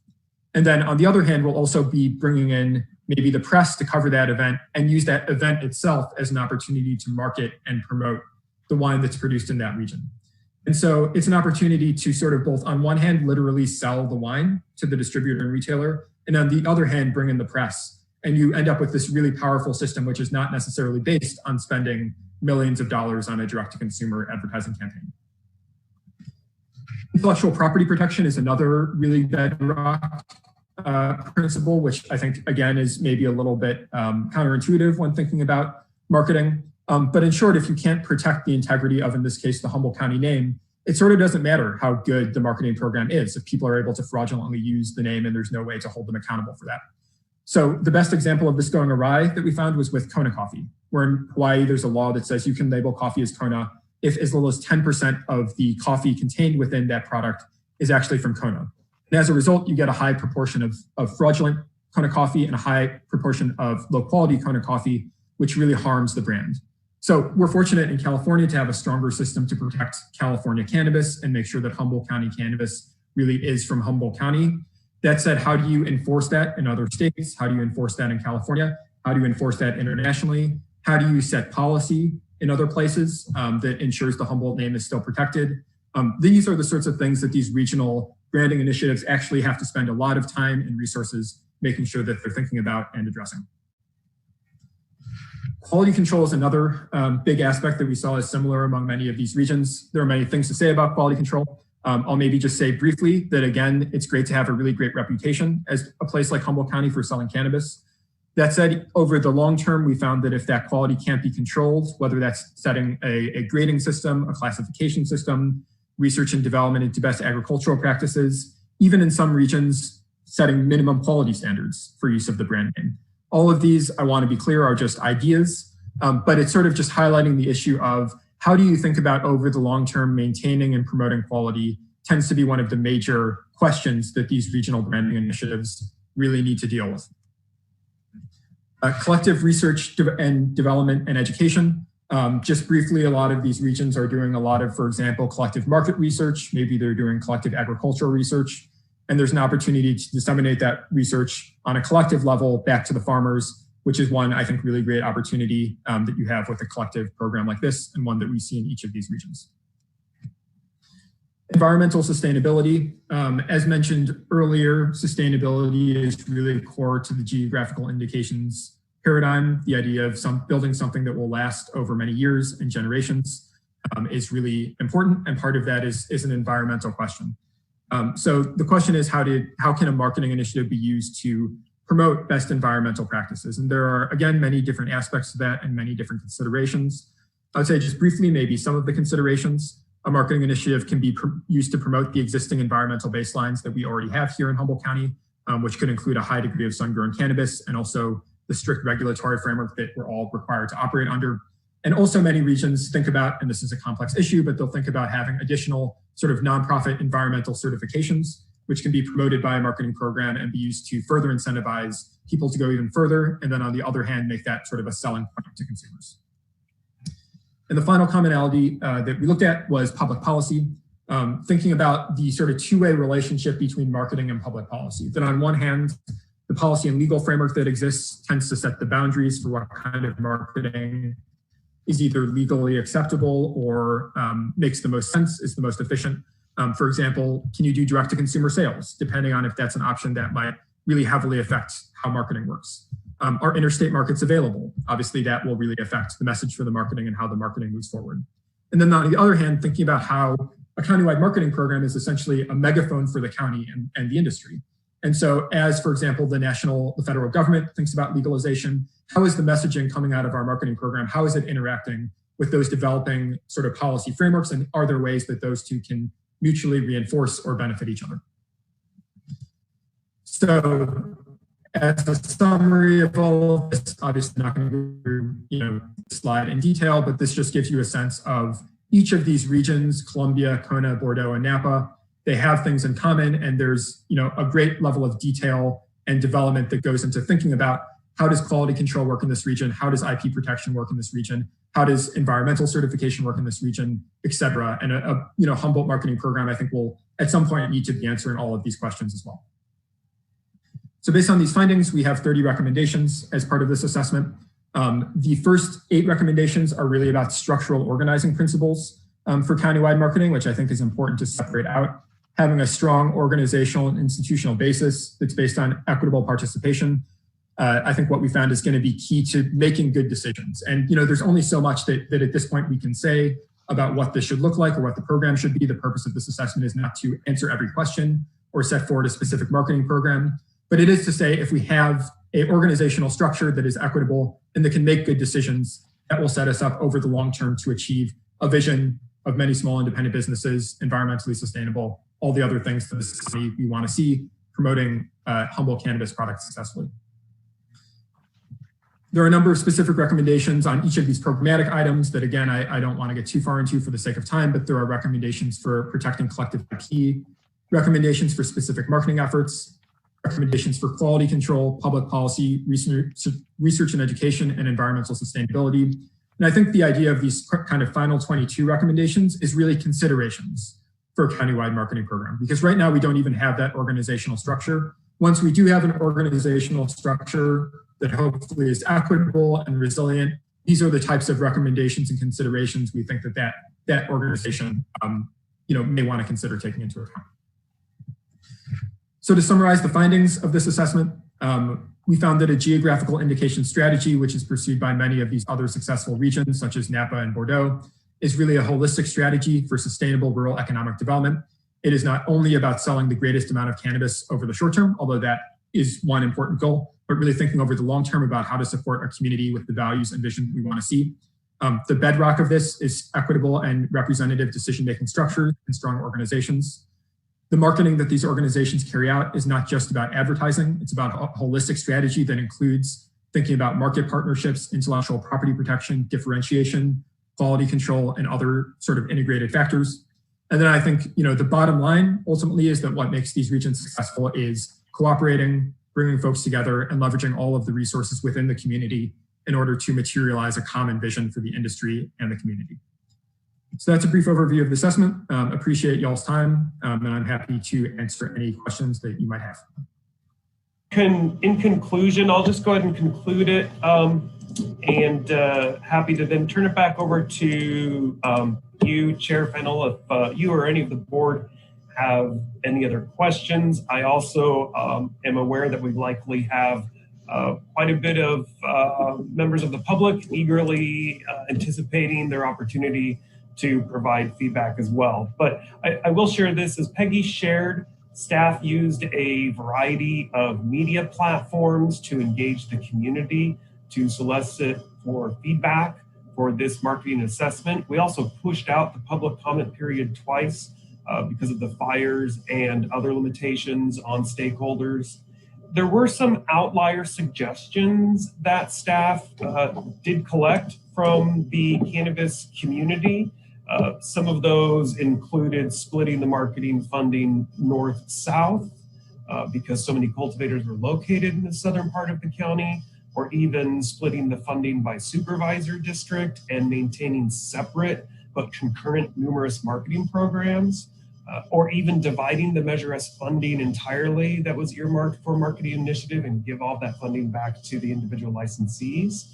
However, the majority of the feedback that we received from the public and from cannabis stakeholders was in support of HCGA's assessment and the conclusions and findings in that assessment. Therefore, and much to the chagrin of the 28 and primarily out of area previous RFP respondents, staff recommends that your board direct staff to abandon the former RFP process and to issue a new RFP for the collective cannabis branding, promoting, and marketing strategy for Humboldt County which uses the Humboldt County Marketing Assessment, the Cannabis Marketing Assessment, as the RFP framework, and that the RFP be directed toward Humboldt County-based nonprofit organizations who include members from or collaborate with Humboldt's cannabis business community and whose organization's mission or purpose includes providing services to the cannabis community and or for marketing Humboldt County products. And that concludes our report. Well, thank you very much, Scott. I really appreciate it. Appreciate the presentation there, Ross. Very professional. We've obviously come quite a ways as we're finding our way towards how to the transition to a legal market here in Humboldt County. And a lot of work obviously went into that study, and very informative. And I'm looking for anybody who's interested in your presentation. It is provided as an attachment to the board agenda as well for anybody who wants to have a look at it on their own time. And I know that the assessment is also available. So any questions or comments from the board at this time? Supervisor Bohn. I just want to echo what you said. I says, Ross, I've seen a lot of presentations and been shoveled a lot of stuff from the bottom of the corral, but that was probably as good a presentation I've seen. And I think you and your team put a good, unbiased approach to it. And I'm hopefully that this touched everybody from Red Cap to Alder Point to Wilder Ridge, Honeydew to all parts of the county and the retail and the growers groups. I mean, I think you covered all the bases. It's deciphering all that, and I think there's some great stuff to look at. But it was very comprehensive. So nice job. Yeah, and I know we want to hear from the public on this, but I one of the items that you brought forward in terms of findings was to have a representative stakeholder association, a multi-tiered organization. And I think that that's really key. And the, you know, when you were talking about the coffee cooperatives or what we would call it, especially in Colombia more than in Kona, very, very clear that stakeholder involvement was very, very important. Just equity key there. You know, that's like the foundation for making sure that small coffee producers or any producers can thrive, and we're not swallowed up by large corporate interests very often from outside of our area. So there's a lot of work to be done, and I really appreciate the insight you provided. So if there's no further comment from the board at this time, I'm going to open it up for public comment. I will remind people that if you wish to comment on this item, you should press *9. You'll be put in the queue. And then when I call out the last 4 digits of your phone number, you would press *6, and you can be welcomed in to the conversation. Right now, there's a couple of hands up. I'm going to call on 4599. If 4599, would you like to speak with us? Press *6. Welcome. Hi, good afternoon, Chair Fennell. Thank you. Sorry. Good afternoon, Chair Fennell and Honorable Supervisors. My name is Janine Coleman. I'm the Executive Director of Origins Council, which is a nonprofit education, research, and advocacy organization. And our organization is devoted to sustainable economic development of legacy cannabis producing regions in California. And also concurrent to that, the development of legal geographic indications and appellation of origin systems for cannabis. And as Ross mentioned, I had the privilege of working with HCGA to serve as an advisor on the marketing assessment. And I want to applaud Humboldt County for investing in the assessment, which will undoubtedly serve as a model supporting other legacy producing regions seeking to develop a county of origin cannabis marketing program. The 5 legacy producing regions that our organization works with are closely following Humboldt County and your process around this with much excitement and anticipation. And so I want to really thank you all for your vision and leadership and the opportunity to comment. Thank you so much. Thank you, Janine, and thank you for your work on that. The next caller is with last four digits of 3614. 3614, and you've already pressed *6. Welcome. Hi, thank you so much. This is Drew Barber again, owner-operator of East Mill Creek Farms and co-founder of Uplift Cooperative. Really grateful for all the work that HCGA has done on this, and just want to send my voice of support out on this project and all the support that it offers to our small legacy farms. Thank you. Thank you, Drew. Appreciate that. And we actually do not have any other hands up at this time. If anybody is interested in addressing this item, you should press *9 and you'll be welcomed in. And then I'll call on you. So we do have another hand up now, 7454. Welcome. Estelle, yeah, I commented a little bit before. Marketing's kind of been a hobby of mine. I did go to business school and have a few classes, but I've always watched it. And I think it was 15 years ago, I had somebody ask me how to go about what they anticipated would be the transition you're going through. And of course, obviously that person didn't. So, where is Tara Carver? Haven't seen her. Anyway, you have your associations. I have 600 members or something. There's a couple of different associations. I'm assuming they've been putting a good share of the membership they have into marketing. It's maybe paying for the billboards that the Rex saw down south, or maybe not. But there really has not been any effort. I guess my number was halfway close. Scott, did he say 600 million has been put into by tobacco? And just kind of my feeling is that, the same companies are going to play. They're going to put probably at least half, if not all of that, and let just cigarettes coast on what they're doing into this. And you're going to have 5 or 6 other big companies coming at you, putting the same amount in. So I don't know how many millions, if not $1 billion or something, is going to be put into advertising. And that's why my question was earlier. Have any of those big companies that are putting all these tens of millions of dollars into advertising contacted Humboldt County to see if you want to play? I haven't heard of a partnership. I haven't heard of any MU and any MOU or whatever we got, understanding their contract or anything. So that just doesn't bode well, does it? Nobody's coming here wanting to lock up Humboldt's name as far as a brand goes that I've heard of. Correct me if I'm wrong. It'd be really interesting to see how that's gone. Of course, I have, talked to people regarding the branding for quite a few years just because I'm interested in following the trends, but there doesn't seem to be any there. But that's just my opinion. So smart me up on that. And where are you going to come up with the other 1.2 billion? I don't know, to advertise and brand this. That's just a question for you. Best luck. Thank you for my opportunity to speak. Thank you, Kent. And the next, okay, we've got a few more hands up now, and I will remind people who are in attendance that if you wish to speak on this item, you press *9, then you'll wait until you get the cue, and then we'll press *6. So the next 4 digits are 3053. 3053, if you would press *6, welcome. Hello, Thomas Mulder here. I appreciate the report before the marketing assessment. I think it does really good on touching into some of the backbone or legacy as far as the cannabis industry. I think it means a lot.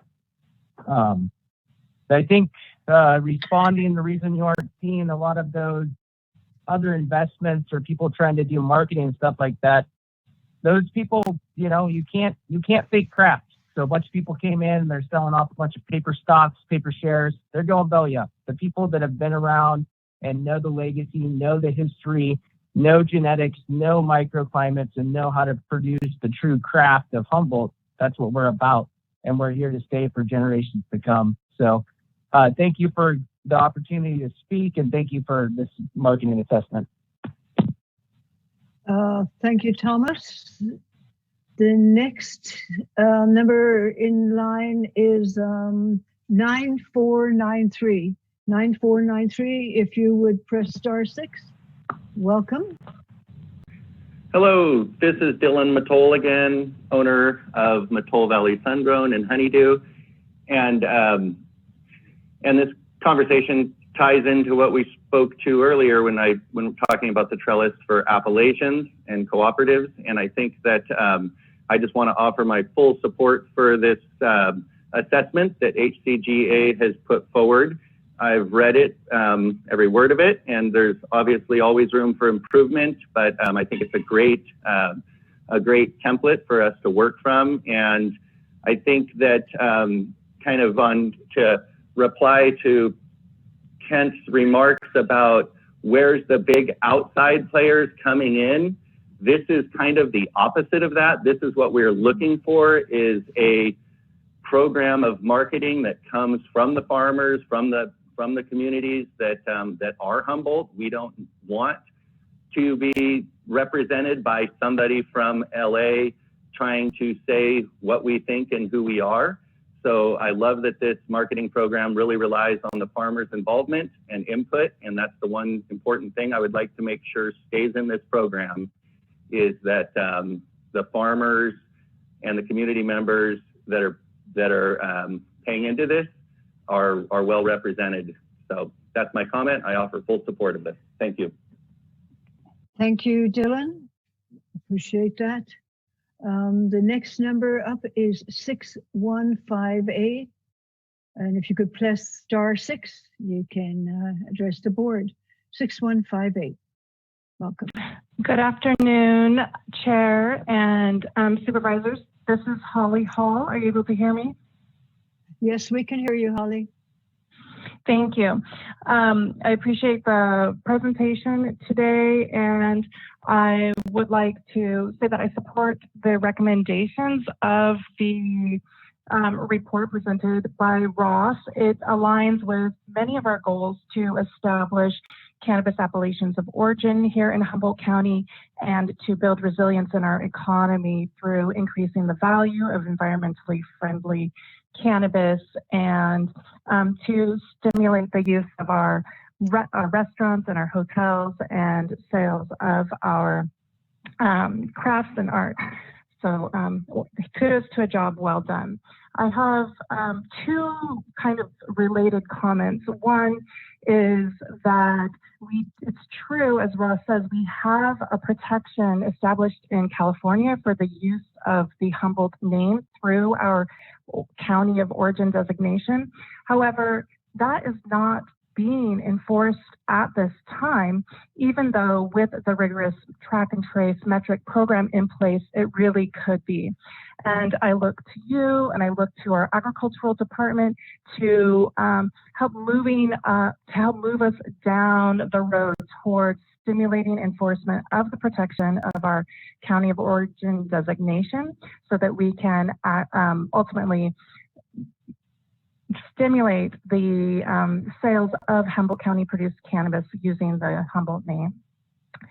And second, I think that Mr. Adair closed his presentation with a comment that he would encourage the Board of Supervisors to limit hiring of a marketing strategy for Humboldt County-based nonprofits.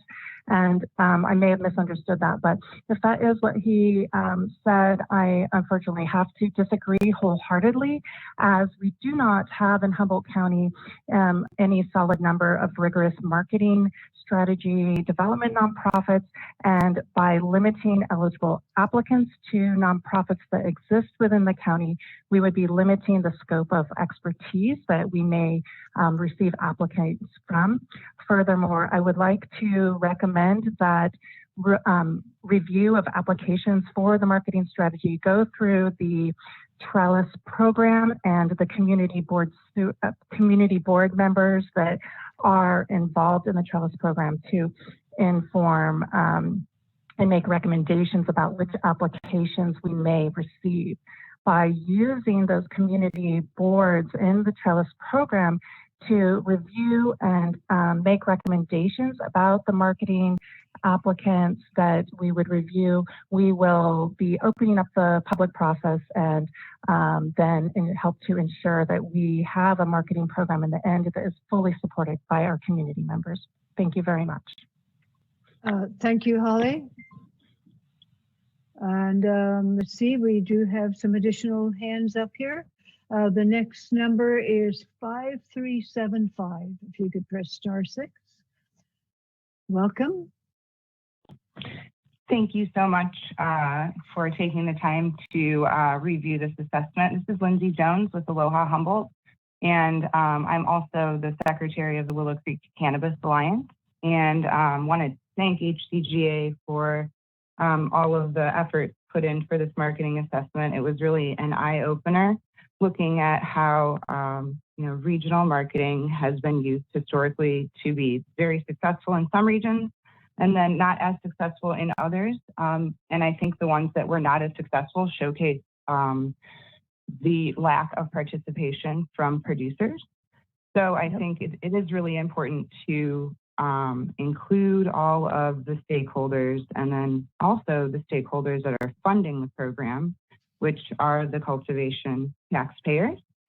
So I think it is really important to remember also, kind of going back to what Ken said and what Scott has mentioned, that there was an RFP process that went through, but without giving the blueprints to build the house, that these larger companies can't really represent generations of farmers because, for generations, decades, and people have been creating and building the Humboldt brand based on quality.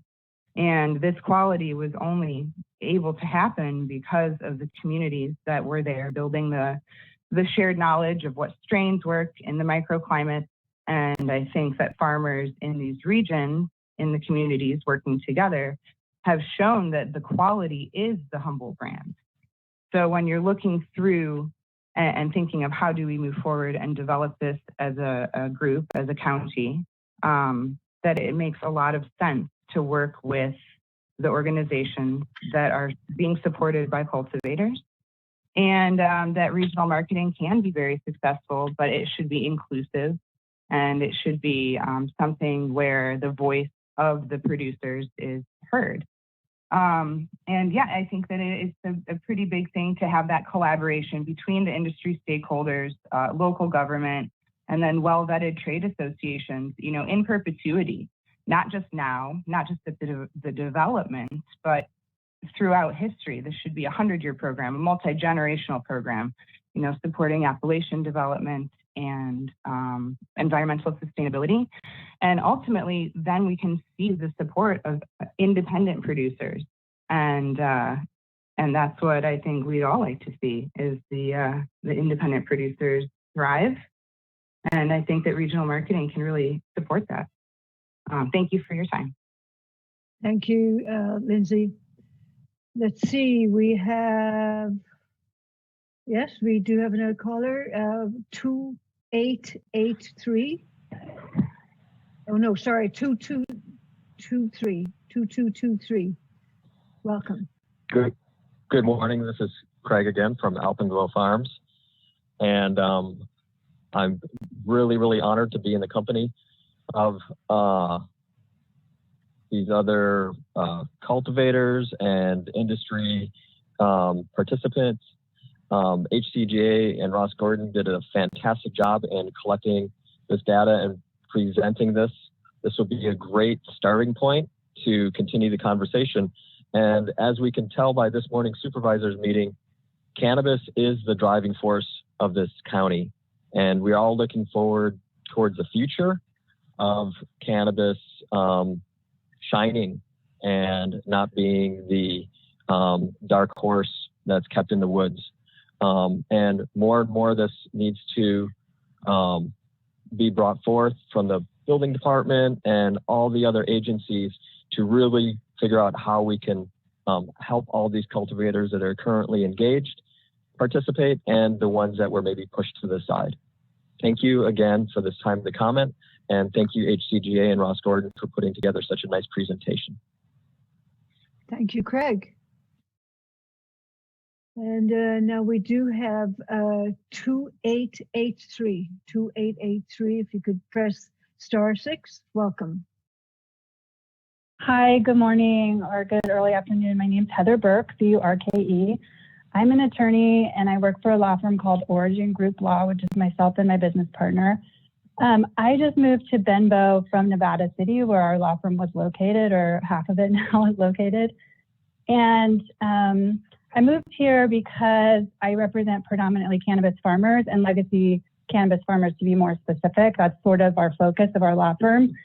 And through that work, we've developed sort of an expertise in cannabis agriculture, and I've developed a focus and a passion on appellations and on regional branding.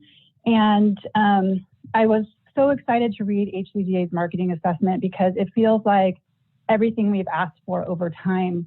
For decades, cannabis farmers have been asking to have regional branding, to be treated like regular farmers, to have access to our reputation and to be able to leverage that reputation and to protect it. And so here it is, laid out in this beautiful 80-page document that Ross did and the HCGA did, and I'm really happy and fully support that. The one comment that I would have, though, is that because this is a legacy program, this is a program, what we're doing today, it affects the program that we're going to hand to our children and to their children, like the decisions that are made really in this meeting today and how we move forward to get to that ultimate end of what Ross documented in the marketing assessment.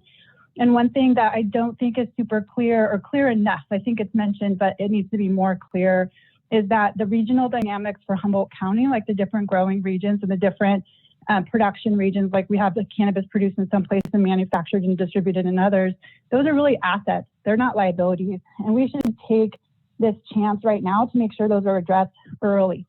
And also, the farmers and making sure that their voices are heard. This is really an agricultural-based marketing program.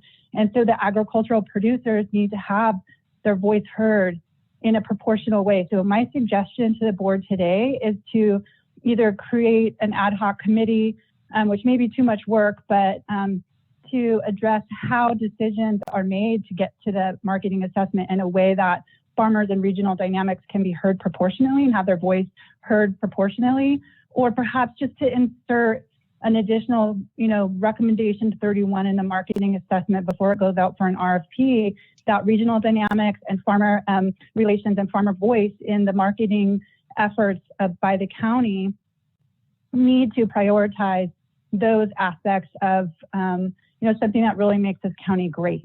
So in sum, thank you to HCGA. Thank you so much to the board for hearing these comments. It's such an important decision. I'm happy to be a part of it. Thank you. Thank you, Heather. Again, if you wish to speak on this item, you can press *9. You'll be put in the queue. We have another caller here with the last 4 digits of 1125. Welcome. Hi, this is Ashley Toms. I'm a cultivator with Riverday Farms, and I just had a couple of quick comments. I wanted to say thank you to Ross Gordon for putting out such a great research paper on regional marketing programs that we can look to when we come together and unite Humboldt County behind that Humboldt County brand. I'm really looking forward to us as a bunch of separate communities really all coming together and putting that Humboldt name forward as a group instead of dividing ourselves up into the smaller regions that at this time are not currently recognizable.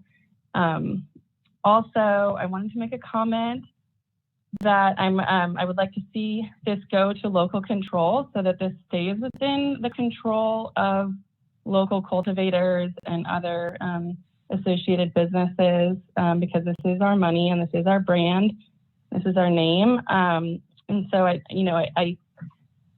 excuse me, I heard about maybe taking this out to other outside firms, and of course we could always consult with outside firms or hire them outside, but I would like to see the control over the program be held locally and within the control of local cultivators and associated businesses. Thank you. Thank you, Ashley. Appreciate that. I don't know if we have any other callers. I'll put out the offer again. If you wish to speak, press *9. You're put in the queue, and then you can join us. Seeing none, I'm going to, well, I guess you agree with me, Ryan, that we don't have any other? You are correct, Chair Fennell. That would conclude public comment for this item. Thank you very much. Appreciate that. Supervisor Madrone. Thank you, Madam Chair. And seeing as how we have a time certain at 12:30, I'm going to be very brief. And I just wanted to thank HCGA, Ross, Scott, Peggy, and the whole community for really a great assessment. And, you know, everybody's speaking about the fact that we are Humboldt through and through. And as we all know, we had the best brand for cannabis on the planet, and we never spent a dime marketing it. So, you know, it's all about the quality of the product and then making sure that the consumer ultimately understands that quality and the story, our story, the farmers' stories about how this all works here in Humboldt County to grow such magnificent cannabis. So I really appreciate the recommendations in this report. I think they'll go a long way towards protecting that bottom line. And I am actually very pleased with the change at the federal level because that is huge. As we all know, the potential for it now to be decriminalized and for banking to come online and so many other things has now suddenly and will overnight, it will seem when we look back, have changed in a way that is going to benefit this market tremendously. And when I say that, I'm talking about things like the fact that, you know, a vast majority of the product grown in Humboldt currently is having to be sold to the bulk market, completely losing its Humboldt brand. And that's because there's a race to the bottom because everybody's had to put so much cash out for 3 years or more to get permitted and to become compliant to pay their taxes that when the product's produced, so much of it ends up having to be sold to the bulk market where that Humboldt brand is completely lost. And so with the banking, with the federal changes, with this assessment, with the marketing that we're going to do that's regionally focused, it really gives us a chance for our local farmers to get premium prices for their product. And I know that's what we've all been talking about. That's what the appellations is about, the terroirs, all of that stuff.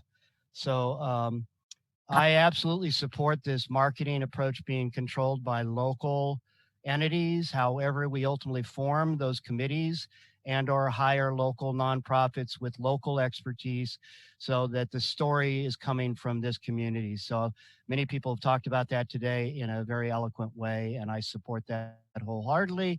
And I would move staff recommendations at this point. Second. Okay, we've got a motion and a second. Any further discussion? Supervisor Bohn. Yeah, I agree with Supervisor Madrone as we usually do. I think keeping it local is a big thing, and I think keeping it with our local farmers, be it however they set it up and whoever comes forward. And then knowing full well that they may very well have to hire an outside marketing firm, but they can hire and fire them and present their message. You know, we can say that everybody's going belly up or it's all going, we can say a lot of things here, but I don't know if we have that definitive answer. I think they know their market. I think they know where they need to go. And I think giving that the opportunity to these farmers to extend their brand and the county brand, the burden should be on them because they get the definite return. We get tax money, we get, you know, the evolution of sales tax and everything else. But I think I'm not sure who said it's their money, let them, you know, go the route. But I think this is what the whole idea behind marketing, I think, is, and if you take a look through the marketing associations, through the different counties for wines, take a look at the different associations for ag centers, walnuts, almonds, and everything else. They get the farmers co-op, and then the farmers co-op and goes out and buys the marketing firm. The county doesn't get the marketing firm and then says, here, you guys deal with them. I think it's easier, let them deal with who they have. So I can support that route. It's going to be I know there was talk of an ad hoc, and just what we need is another ad hoc. I don't know if that is needed per se with what is going on with our economic development department, but I would like to be fully informed of what is going on, because usually we hear about it after there's a hiccup rather than before the hiccup. So. Thank you, Supervisor Bohn. Supervisor Wilson. I appreciate all these efforts, and I actually have a relative. His name's Daniel Jonas. He does worldwide tours for Bordeaux region. I mean, that's what he does, is just move Bordeaux wines, and I would say that it's interesting how what they've created for themselves, and all the ancillary industries that come out of that. I want to also just sort of touch on, and I this is very farmer oriented, and I think this is great, and it's very oriented around the ideas of Bordeaux and Napa and all those things, but also just a reminder that there's a Silicon Valley element of this as well. As part of what we see here in this industry is technology, and I mean technology in terms of growing technology, genetics, processing, the financial instruments that are being explored or actually done. And then, so what does that mean, in terms of that means that there are people that do come here because this is where it is, where in their interest. And it's not just to exploit this place, but also to come here because they want to be a part of it in a very positive way too. And I want to recognize that it's not all folks that just want to be users, but really to come in and be part of this and to learn. And with that, I think when we talk about tourism, there's also just the education and the technology transfer that we offer as a community, and you see it all the time. And I think it's, from my perspective, a very positive thing. And so, again, I want to just make sure that we, see ourselves also as a Silicon Valley as much as a Napa Valley in terms of this industry. But with that, if there hasn't been a second, I'm there for that, and I'm ready to. There was Virginia seconded it. You can There third it. was a second. Just checking. I just Unless you really want it, I mean, I'll. No. Move it along. Thank you very much. I do want to say that this represents the long vision. This is what we've been talking about for a long time. I know it's a rough road as we make this transition, but I just, again, as I said earlier, it's just really obvious to me that people who have gone legal have stepped up and are doing their very best to make sure that this moves forward. And it is a long vision, and it's not about short-term profit. So kudos to everybody involved in this, all the aspects of it. I just, look back to that branding that we were talking about earlier on when we were working with SICPA. And if we still had that kind of situation around, we already have our brand and our stamp, and we'd be ready to go, and that's gone away. But I think that this will be something that we'll be looking at in the future through these efforts.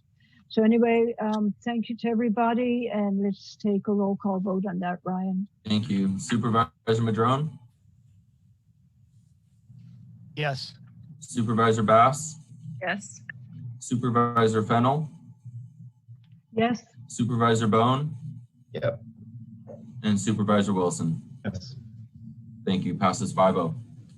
So we came right up into our set closed session. So we'll hear the last item prior to the hearing, I think. Let me ask Scott, how long do you think, Council Miles, this item will take us that we're going into closed session for? I predict it'll be approximately 45 minutes.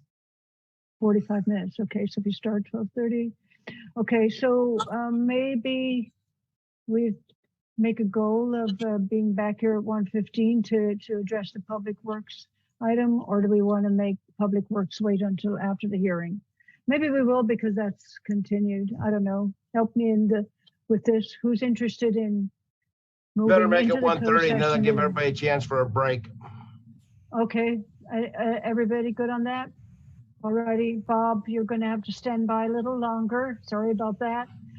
So now we're going into a closed session, and Council Miles, could you please let the public know what we're going to be talking about? Thank you, Madam Chair. It is the intention of the board to meet in closed session pursuant to California Government Code Section 54956.9, Subdivision D2 and Subdivision E2, in order to discuss threatened litigation regarding overtime pay and the impact of the ruling in Flores versus City of San Gabriel. Thank you, Scott. We'll take public comment on this item. And we do have 17454, very familiar number. Welcome. Well, this is an interesting one. It's actually a tolling agreement, which having a hard time understanding exactly what it is. But it appears that there's a lawsuit, Flores and something going on. And until that lawsuit probably is settled, both the county and the employees represented by AFSCME are agreeing to not take action or just see what I guess the outcome of this is. This could be a hell of a lot of money. Interesting one. I guess this is something tolling back to July 25, 2016. And then I'm just curious as far as dates of signature on this agreement. It was dated signed by 6/12/20, and yet you're taking an action on it now. Is this one of those retroactive things that always seem to go on? I do see one kind of common thread here. Liebert, Cassidy, and Whitmore are involved in this one, and of course that rings a bell regarding Jeffrey Blanc and Amy Gate and all that kind of stuff. And of course, AFSCME is represented, but I don't see a tolling agreement with any of the other organizations. So I don't know if AFSCME is the only one going after this potential disagreement on overtime pay and how that was put into effect. Just a curiosity thing, the public would kind of like to know, you know, is this $500, $5 million, or $50 million? We don't have a clue. I guess we'll just have to wait till this tolling agreement goes away. Apparently the county feels it's in its best interest not to try and settle this till the litigation's done. Although sometimes it's better to kind of roll the dice, but I guess everybody's willing to sit back and just let it go forward and kick the can down the road and deal with what could be potentially a whole bunch of money. But of course we don't know, do we? Maybe you guys do. That'd be a question I'd be asking if I were you regarding any of these kind of agreements. Is what is the potential expense that's anticipated? And if you have an idea, possibly maybe you should set aside some money. Maybe take all the Measure S money that you got there. We don't know where it's going. I guess we're coming back at 1:30 then. And I guess we're going to continue this thing. It sounds like, so a whole bunch of people may be wishing to participate at that time. I guess you'll make that decision at 1:30. I'll be back with you then. Thank you for my opportunity to speak. Thank you, Kent. So we're now going into closed session, and we'll be back at 1:30 for the public hearing on Maple Creek Investments.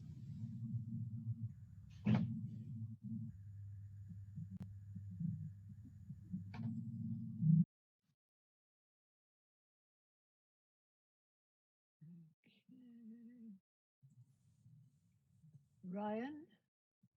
Hi, Estelle. Okay, great. How are we doing? I think we're looking good. I think we're ready to go when you are ready. Okay, great, wonderful. Welcome back, everybody. And before we go into our time set public hearing, I'd like to ask Council Miles for a report out from closed session, please. There was no reportable action taken at today's closed session, Madam Chair. Thank you very much, Scott.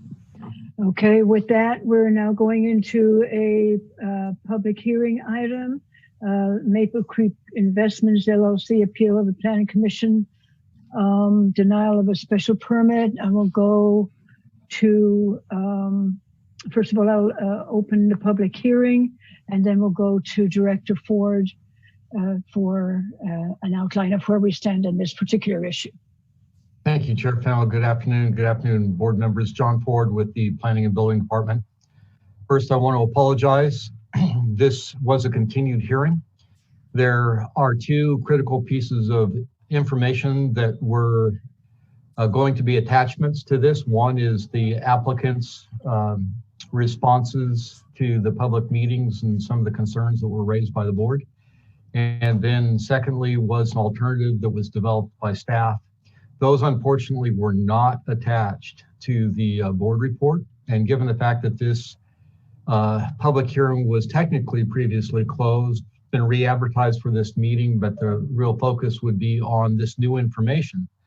I think it really deprives the public of a meaningful opportunity to review the information, provide comment on it prior to the meeting. And so we are asking for and recommending that the board continue this to December 8th, 2020. It is entirely the board's discretion whether or not to continue this, but given the fact that this information wasn't available to the public or to the board, that is the recommendation of staff. I'd be happy to answer any questions. Thank you, Director Ford. I think I concur that it's important that we move forward like that, but I do also recognize that there are people who might be here to speak on this item, and I would recognize them but ask them to think about whether or not they can be here on December 8th to give their input on this. I would waive at this time the staff report on it and go for public comment.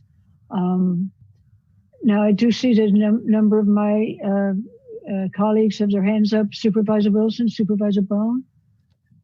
And Ryan, I'll just start off with making the motion that we do the continuance so that we can focus on that. To the date, what was the date again, John? December 8th. December 8th. So I move that we continue this to December 8th. Okay. Second. Okay, we got a second. Okay, so Supervisor Bohn?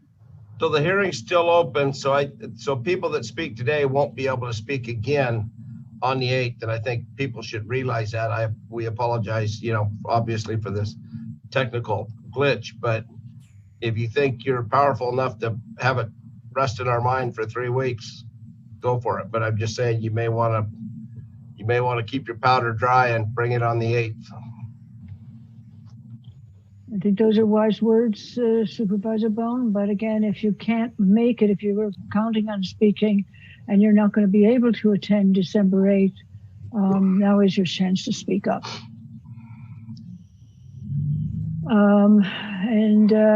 We do have one hand up, so I'm assuming this person will not be able to join us on the 8th.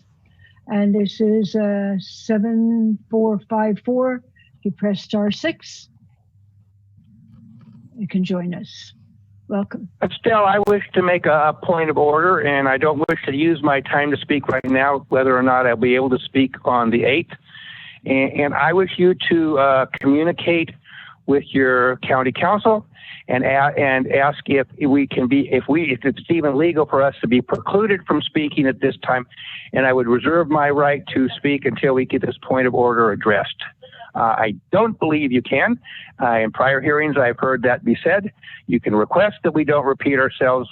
I highly recommend that you get a legal determination, and I wish to have my ability to speak toll until we have that as far as from your county council. Thank you. Thank you. I do not see any other hands up. If anybody does want to speak again and they cannot make it on the 8th, now is the time. Okay, I'm going to go, bring it back to the board and go to County Council. Council Miles, are we correct in our determination that a person, because this hearing is open and would be continued, that person would not have a second go on the 8th? Scott, your microphone. Sorry about that, Chair Fennell. That is a matter that we can look into between now and the 8th. If it is determined that a speaker can speak again at the next meeting, then we can announce that at that time. Okay. All righty. So I guess I'll give the speaker another chance to speak if they wish to take their opportunity now, but not be able to speak next time. I don't know how else to go about this. So, Estelle, I'm going to go ahead and roll the dice. I believe I'm correct. I will be able to speak again, so I will go ahead and make my comments at this time. Okay. Regarding any of the grows in any of these areas, I wish to say, as far as I'm concerned, and I don't know whether anti-sprawl people will agree with me, but unless you can provide proper health, safety, and welfare for the people in these areas, in other words, have a first responder capable of responding in a timely manner, you should have a moratorium on any development, especially commercial, possibly even residential, in an area. Otherwise, you're endangering not just the health, safety, and welfare of the applicant, but you are also endangering the health, safety of the people in the neighborhood. You may, again, I highly recommend between now and the 8th, you consult with your council. This is the problem we have out here. These commercial developments, be they cannabis or other, apparently all they have to do is sign a piece of paper saying that they are aware that there are no services. That doesn't protect the surrounding people in any way, shape, or form. So what happens if we have a paradise? And Maple Creek could be it. Who knows? One-way road, the whole thing. You're in court. And here I'm a bereaved person. This case is brought forward before you. My family's dead. The area is blackened. And I'm told that it was okay for someone to have endangered me, the county giving a permit that potentially caused this to happen. And all I have is a piece of paper. And I think the county would be in a terrible situation by allowing a waiver of an essential service of the health, safety, and welfare of the community to just be waived with a piece of paper. Now, you can talk to John Miller. I think he will agree with me. I spoke with him that should have never happened, and you need to make a change. And in the meantime, I highly recommend you put a moratorium on any development, not just cannabis, in any area that doesn't have its essential services. This is a wetland also. I can't believe how much of a wetland this is. And it was also mentioned that potentially this could not be relocated to another site, but apparently that particular site has 4 acres or 6 acres proposed upon it. I see no reason why they couldn't potentially move it over there. Thank you for the opportunity to speak. Thank you, Kent. So that is all. We bring it back to board, but oops, we have several now that are going to take opportunity of that wormhole.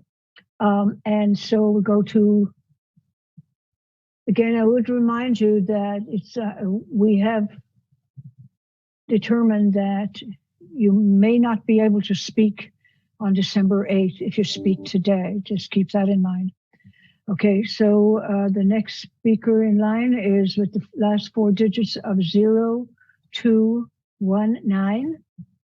And you can press *6 and you can join the board.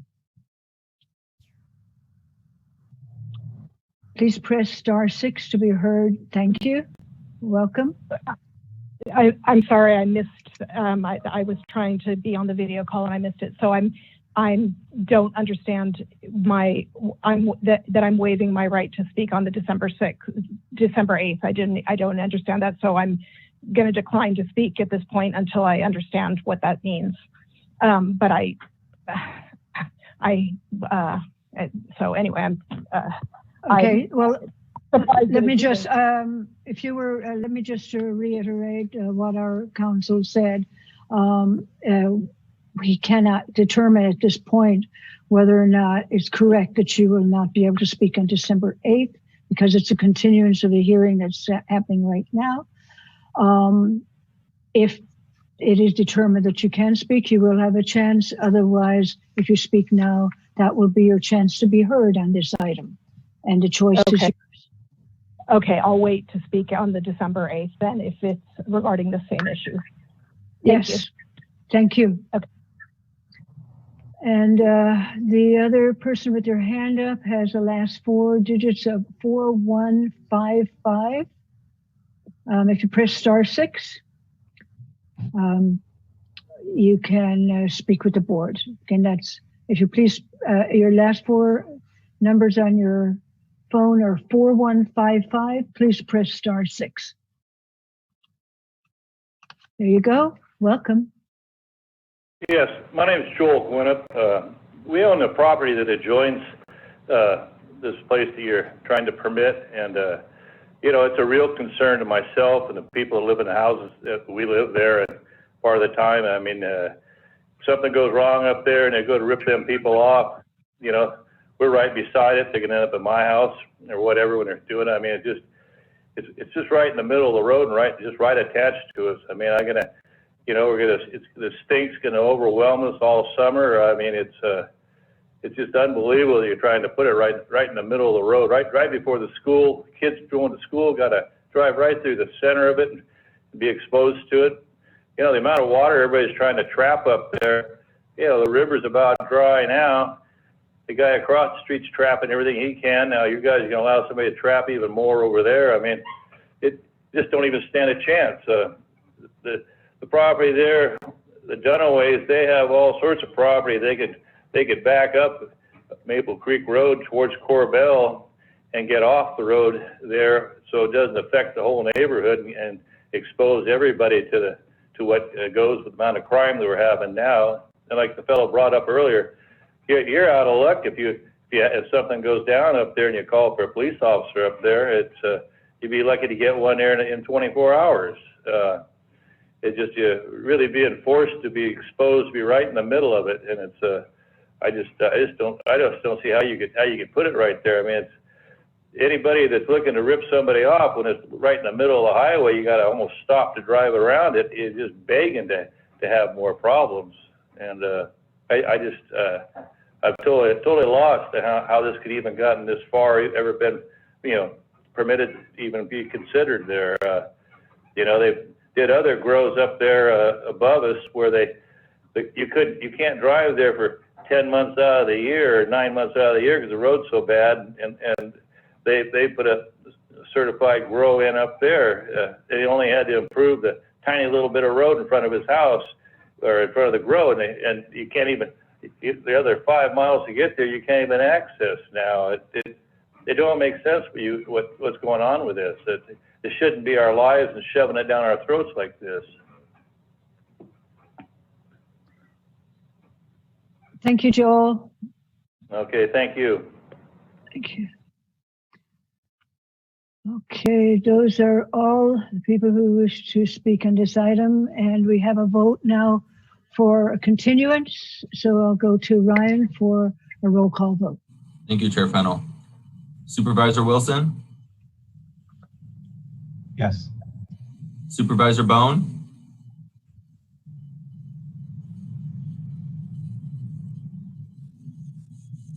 I'm muted. Yes. Sorry. Supervisor Bass? Yes. Supervisor Madrone? Yes. And Supervisor Fennell? Yes. Thank you. Passes 5-0. Thank you, Director Ford. Sorry about that glitch there. And Scott will inform us at the beginning of the continuance. Yes, Supervisor Madrone?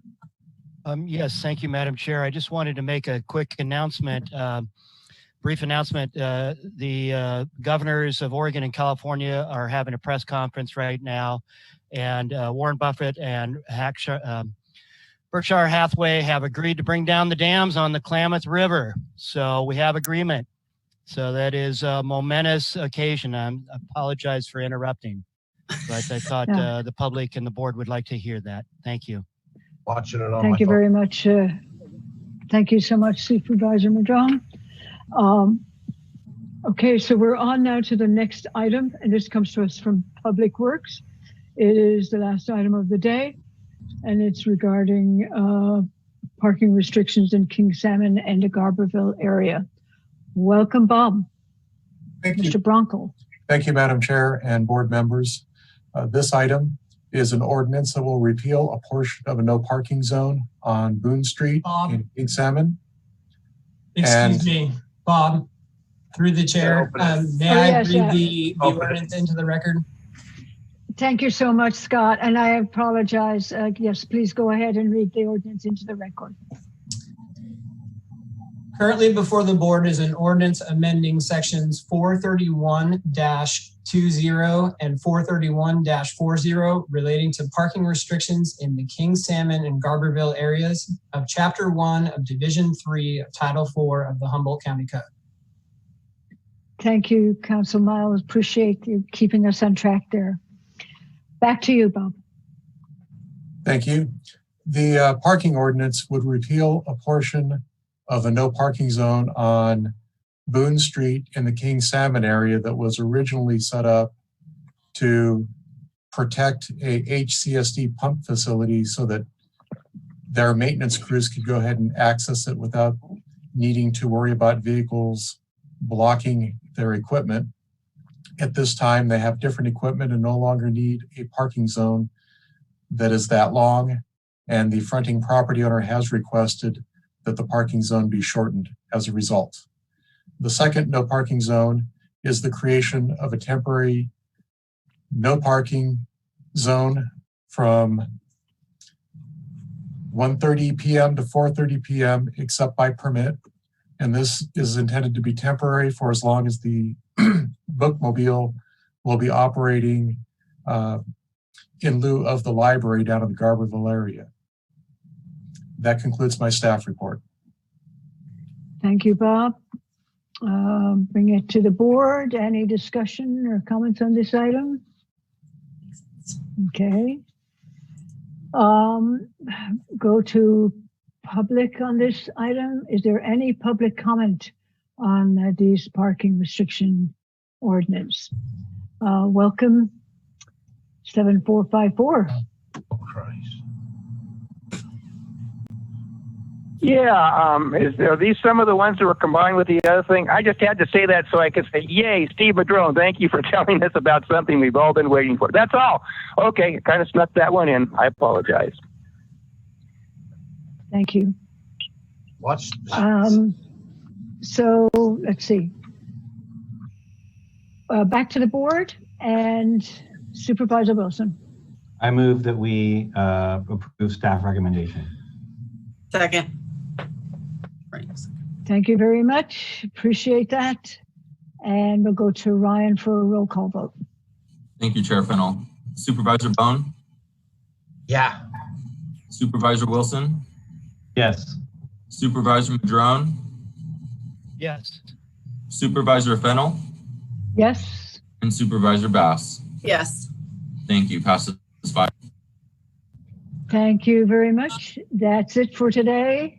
Thank you, everybody. We are adjourned.